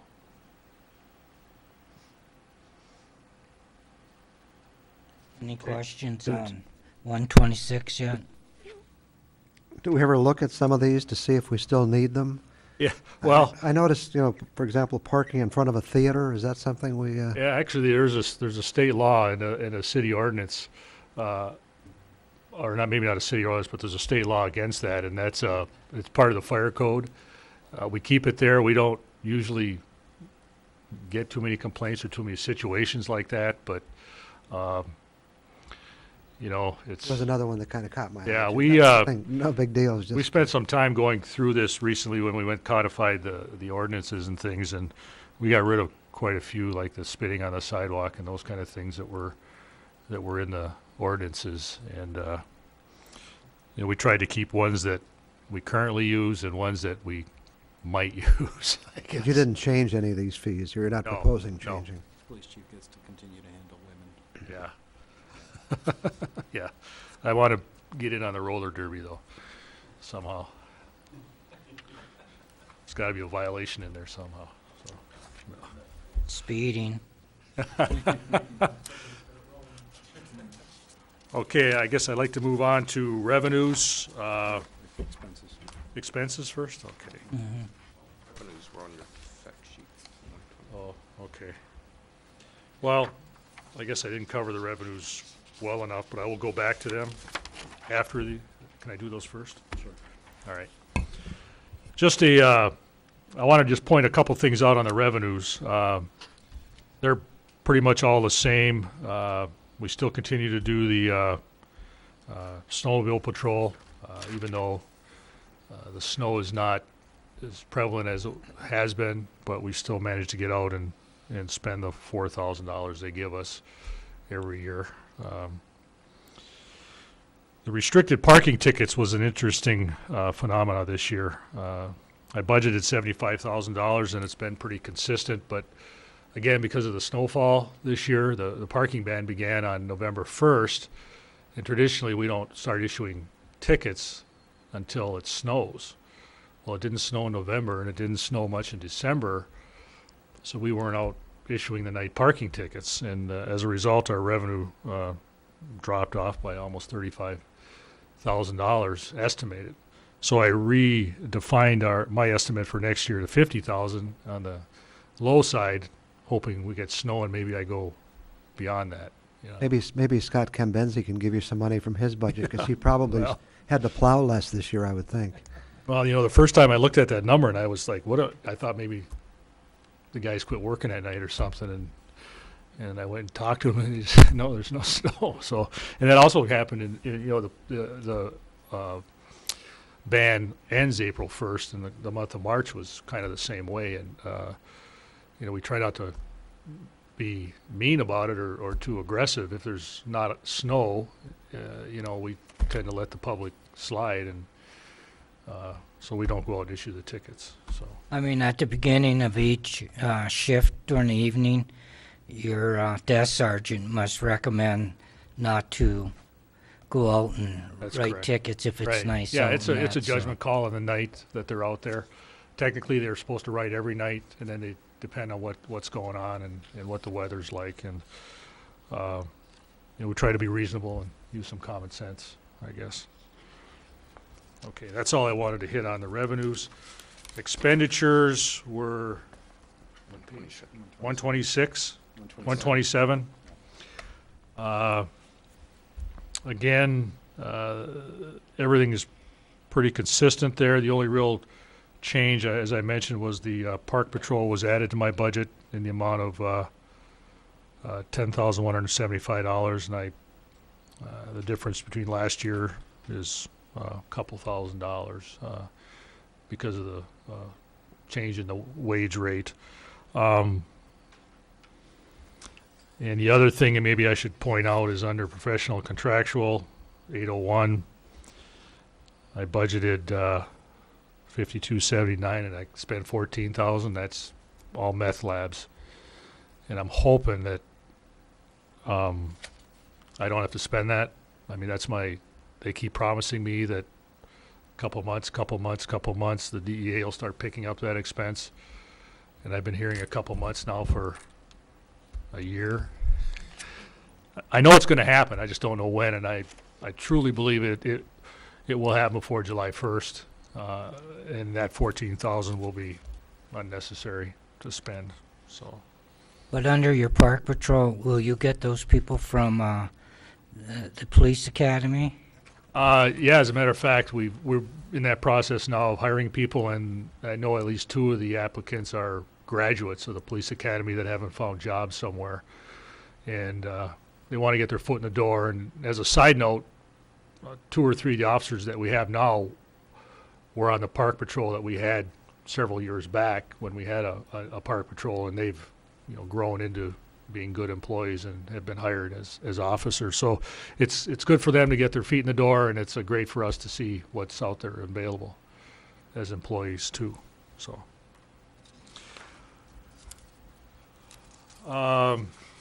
going to the criminal justice training, which is page, okay, I'll go drug forfeitures first. 170. I've got some cheat sheets here. Thank you. This is something that I've had every year. It hasn't always been discussed that much in the budget because it's almost been exclusively, or it has been exclusively something that I could only spend on drug enforcement. But this year the state laws have changed that it can be spent on anything related to law enforcement. The money that funds that account is money that we obtain through the forfeiture of property and cash in drug investigations. The law allows us to go through a legal process of taking in or keeping proceeds that we believe are related to the drug trafficking. It can be anything from houses to jet skis to cash. And as the sheet will show you, last year we took in a little over $6,000.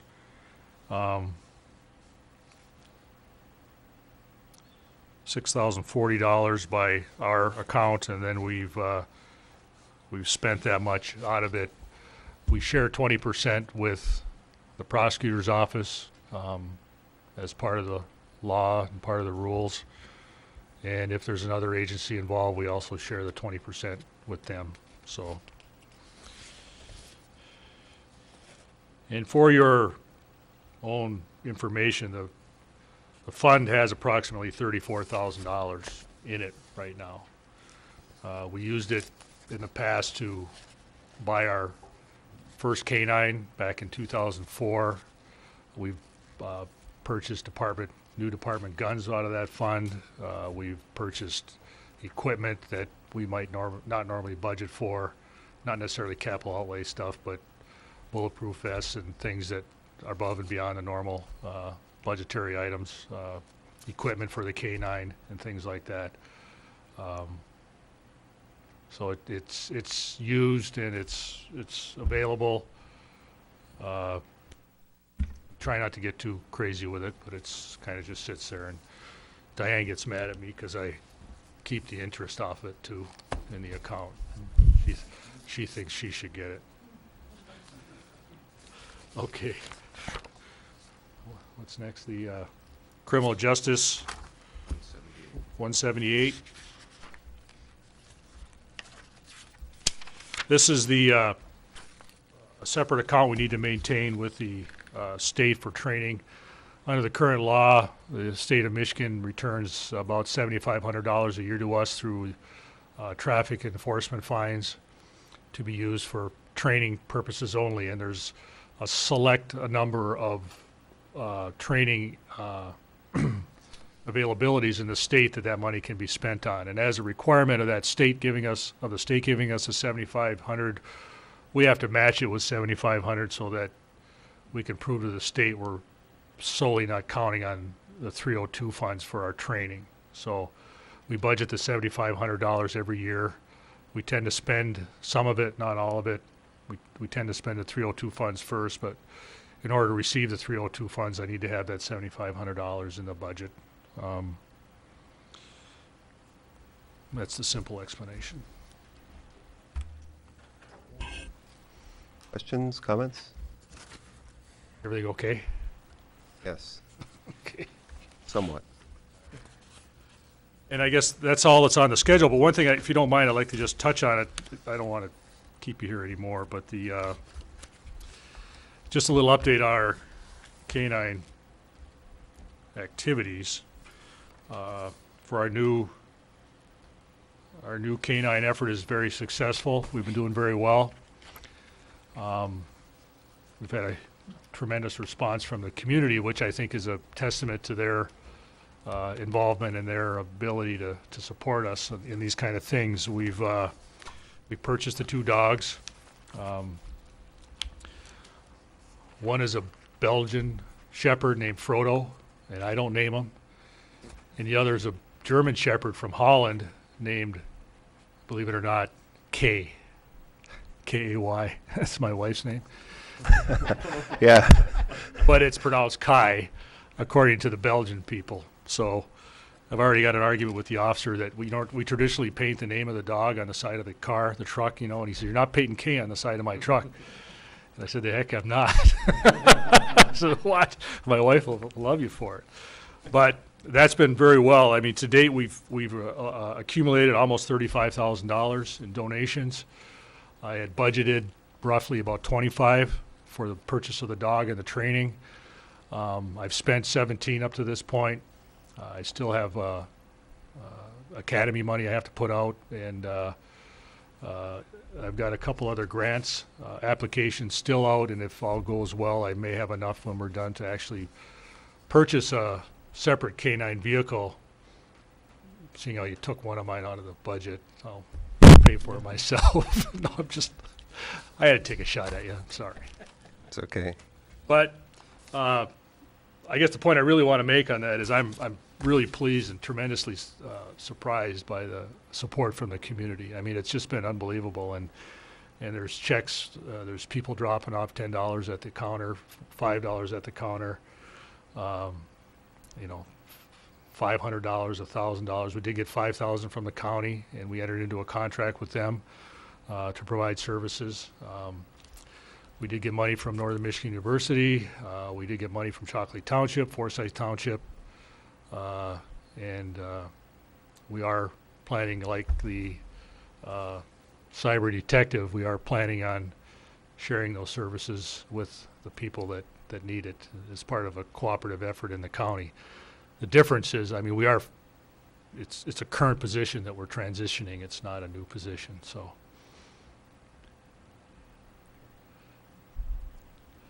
Nothing Any else? other questions? Great. Thank you. Thank you.